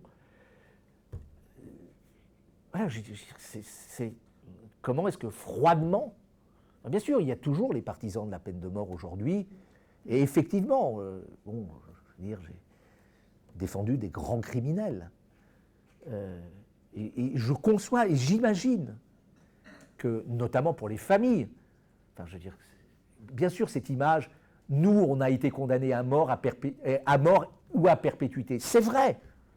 Quand votre petite fille a été assassinée, oui, la peine de mort. Mais à la limite, je peux comprendre le père de famille qui va aller tuer l'assassin, mais je ne peux pas comprendre une société qui décide d'aller tuer froidement un type qui ne lui a, à elle, rien fait. Enfin, qui a porté atteinte, évidemment. Mais on n'est pas du tout sur le même... Moi je rêverais, d'une certaine façon, c'est foutu, de défendre un homme qui a tué l'assassin de son fils ou de sa fille. J'en rêverais. Bien sûr. Donc, voilà, je veux dire que je suis un farouche adversaire de la peine de mort, vous l'avez compris. Et comme l'a dit Robert Badinter, encore dernièrement, juste avant de mourir, le combat, il est loin d'être terminé. Pour lui, l'abolition de la peine de mort, c'était qu'une étape en France. Pour lui, le vrai combat, celui dont il a remis le flambeau à vous, aux générations à venir, c'est l'abolition de la peine de mort sur l'ensemble de la planète. Bien sûr, c'est ça le véritable enjeu. On va prendre une dernière question, le temps est passé très vite, allez-y madame. Je vous entends très très mal, je suis désolé, c'est peut-être dû à mon grand âge, mais... Je voulais savoir, est-ce que vous considérez que votre métier ou la justice en général, elle peut combattre le racisme et le crime contre l'humanité? Est-ce que que mon métier... Vous considérez que votre métier et la justice en général, elle peut combattre le racisme et le crime contre l'humanité? Alors, je ferai une différence entre le racisme et le crime contre l'humanité. Non, la justice n'a pas vocation à éradiquer le racisme. Vous savez, je l'ai dit, moi j'ai plaidé contre tous les racistes de la Terre. Mais c'est déjà, enfin c'est une formule, je pense que vous l'avez comprise, mais c'est déjà une forme d'échec. Lorsqu'on est obligé de plaider contre un salaud qui tient des propos ou qui commet des actes racistes, c'est déjà une forme d'échec de la société. Et ce n'est pas la condamnation pénale qui va éradiquer le racisme. Je l'ai dit tout à l'heure, ce n'est pas vrai. Non, c'est un rouage important, c'est un rouage essentiel. Mais moi, je vais vous dire, moi qui ai plaidé pour des associations antiracistes toute ma vie, je me rends compte on a aussi mené des mauvais combats. Il y a aussi des procès qu'on a faits qu'on n'aurait pas dû faire. Non, la vocation de la justice, c'est de rendre la justice. Et ce que nous ne sommes pas arrivés à faire, les gens comme moi de ma génération, on a réussi, il y a une chose qu'on a réussi, c'est de faire en sorte de poser la thématique selon laquelle le racisme n'est pas une opinion mais un délit. Ça, on l'a acté. Mais on l'a acté simplement comme une belle parole. On a marqué un essai, on ne l'a pas transformé. Lorsque on parlait de Robert Badinter, je vous ai dit que j'ai eu cet honneur et cette chance d'être proche de Robert Badinter. Et un jour, je parlais avec lui et on parlait de la France et des droits de l'homme, etc. Et je lui disais, mais enfin, Robert, la France, quoi, la France, la patrie des droits de l'homme. Et il me regarde, lui, garde des Sceaux, président du Conseil constitutionnel. Il me regarde et il me dit, Alain, la France, patrie des déclarations des droits de l'homme. Vous voyez la nuance. Oui, notre génération, ma génération, je m'honore d'avoir été de ceux qui ont fait en sorte que on pose comme principe que le racisme n'est pas une opinion mais un délit. So what? Ça reste un principe. En réalité, tout le monde s'en fout. Et pardon, y compris les juges. Je plaide devant la 17e chambre depuis des décennies. Ils n'ont jamais compris, les magistrats de la 17e, qui est la chambre de la presse, qui juge les délits racistes. Comme la Cour d'appel, comme la Cour de cassation. Jamais je n'ai réussi, moi et d'autres évidemment, à leur faire comprendre que c'est un délit qui doit être condamné comme un délit. Aujourd'hui, les condamnations des racistes se portent comme des décorations à la boutonnière. Vous avez vu beaucoup de condamnations à de la prison pour des délits racistes? Aucun, pratiquement aucun, y compris les pires. À part quand évidemment il y a les crimes de sang qui vont avec, etc. Moi je suis de ceux qui considèrent, qui l'ont toujours dit, que ça commence par les mots. Ça commence par les mots. Et si on ne sanctionne pas suffisamment fort les mots, notamment ceux dont vous parliez tout à l'heure, alors c'est les marches. Ça commence par des mots, ça finit par des gestes, ça finit par de la violence et ça finit par des morts. Et ça, non, la réponse est claire pour moi, et croyez-moi, j'ai une certaine expérience et une expérience certaine, non. Mais je dirais aussi que ce n'est pas le rôle de la justice. Crime contre l'humanité, c'est totalement différent. Et là, moi, je suis heureux que vous viviez dans une société qui est différente de celle que moi j'ai connue. Et je parle de la justice internationale. C'est un véritable apport. C'est un véritable apport. Aujourd'hui, et on parlait d'Assad tout à l'heure, aujourd'hui, il n'y a pas un tyran, il n'y a pas un dictateur dans le monde, y compris M. Poutine, qui peut dire qu'un jour, ça ne va pas lui arriver. Et qu'il est extrêmement important, vous savez peut-être, j'imagine que vous le savez, que la particularité du crime contre l'humanité, qui est un crime exceptionnel, qui est né au lendemain de la Seconde Guerre mondiale, qui est un crime qui a fait hurler les juristes. Parce que c'est un crime qui ne correspond à aucune règle de droit d'un pays démocratique, puisqu'il est imprescriptible. Et il n'est pas seulement imprescriptible, mais il est même rétroactif. Ce qui est complètement dingue pour un juriste. Vous imaginez une loi rétroactive. C'est-à-dire que vous commettez un fait, au moment où vous le commettez, ce n'est pas un crime, mais après on dit « si, c'était un crime ». Ah oui, mais attends, quand je l'ai commis, ce n'était pas un crime. Pourquoi est-ce que la justice internationale, à l'époque de Nuremberg, a considéré que le crime contre l'humanité devait être imprescriptible et la loi rétroactive? La France, d'ailleurs, ne va adopter cette imprescriptibilité, cette rétroactivité qu'en 1964, c'est-à-dire près de 20 ans plus tard. Parce que c'est le crime des crimes. Parce qu'il n'y a pas besoin d'une loi pour interdire de commettre un crime contre l'humanité. C'est précisément un crime contre l'humanité. C'est le crime d'inhumanité. Et je vous invite d'ailleurs, ce que je fais toujours quand j'aborde ce sujet, il y a un tout petit ouvrage qui fait 30 pages, peut-être 40, vous le lisez en 1 heure, qui s'appelle « Le crime contre l'humanité », qui est écrit par André Frossard, qui était un des témoins au procès, académicien, écrivain. André Frossard, il est réédité « Le crime contre l'humanité ». Ne le lisez pas, si vous le lisez, je vous invite à le lire. Lisez-le avec les yeux d'aujourd'hui.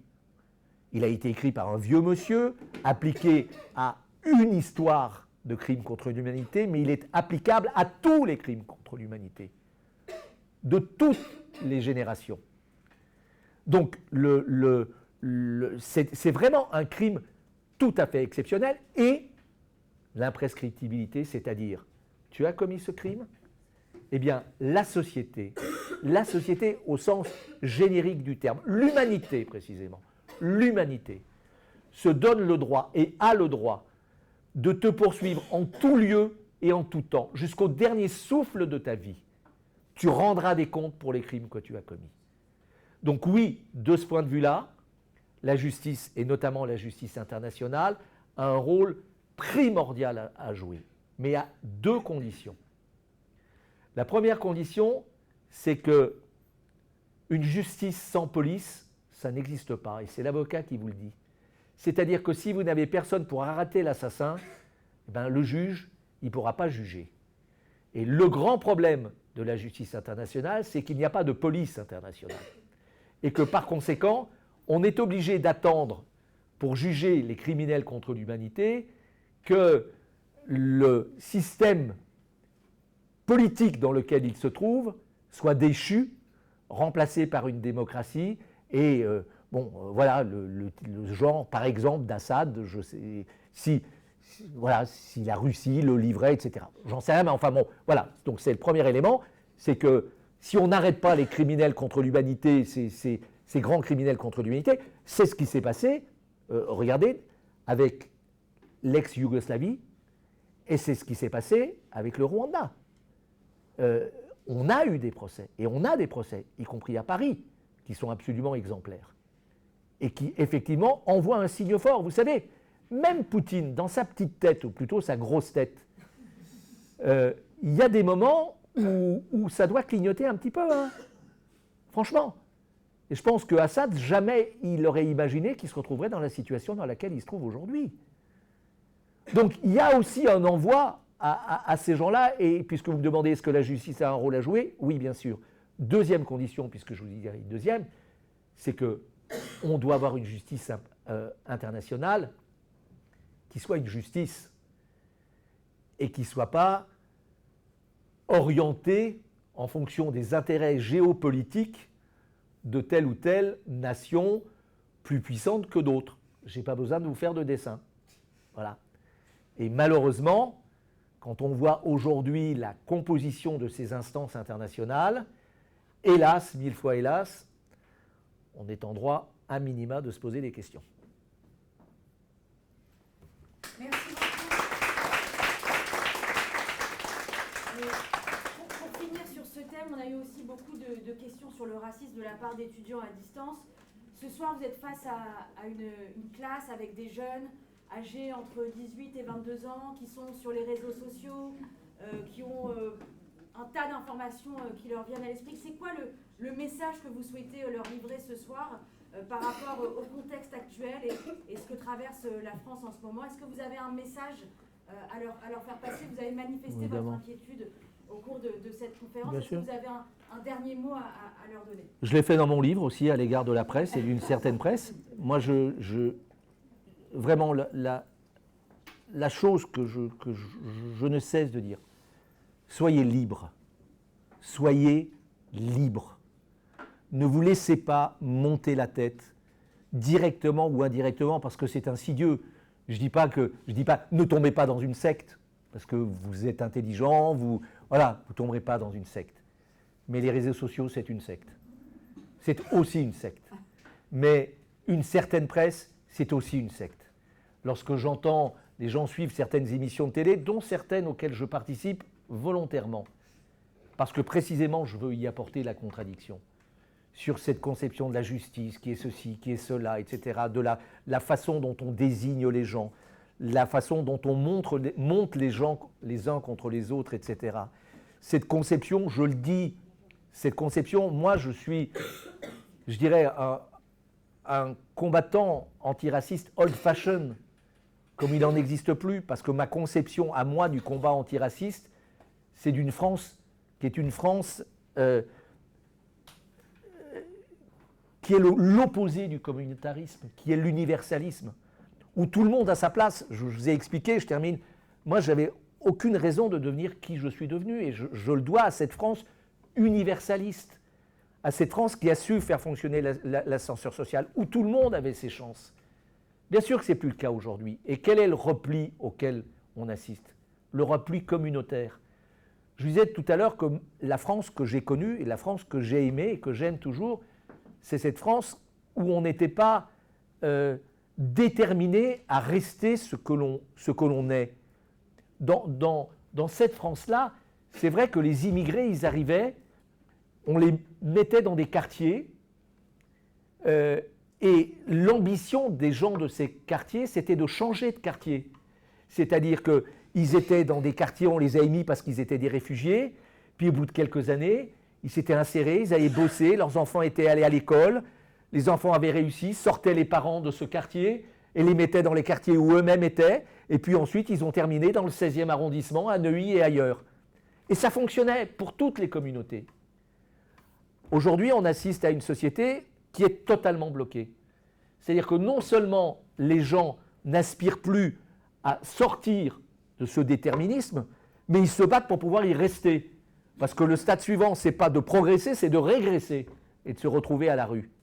C'est ça le problème. Avec cette conception d'un combat antiraciste, et je vous le dis parce que je le pense fondamentalement et foncièrement, qui est devenu un combat communautariste. Les uns pour les uns. Les Noirs pour les Noirs, les musulmans pour les musulmans, les Juifs pour les Juifs, les handicapés pour les handicapés, les homosexuels pour les homosexuels. Enfin, c'est terrible. C'est-à-dire qu'on est une société où on agrège des communautés qui préservent principalement, voire exclusivement, les intérêts propres à leur communauté. On peut le comprendre dans la société dans laquelle on est. Mais on doit se révolter contre ça, parce que ça nous amènera dans le mur. Ça va finir par péter, ça a commencé à péter. Mais jusqu'où et jusqu'à quand? Et c'est pour ça que je pense que, puisque vous me disiez, les réseaux sociaux n'y sont pas pour rien, ils ne font que transmettre la haine. C'est ce qu'on appelle la punchline. La punchline aujourd'hui, c'est celui qui déconnera le plus, et qui déconnera comment? Surtout en ne donnant pas son nom et en se cachant derrière le pseudonyme ou l'anonymat. Mais moi, quand on m'insulte, moi je veux dire, bon, commence par me dire qui tu es, et ensuite on parlera. Mais tant que tu t'appelleras Ducon-Lajoie, il n'y aura pas de discussion, quoi. Il n'y aura pas de discussion, je suis désolé. Maintenant, tu veux la bagarre? Tu veux qu'on... Bon, quand je dis la bagarre, c'est d'idées, évidemment. Ok, je suis ton homme, mais d'abord tu te démasques, quoi. Moi, je refuse ça, et c'est ce que je vous invite à faire, quoi. Je vous invite d'abord à être libre, à être vous, et de ne pas suivre la meute qui vous emmènera.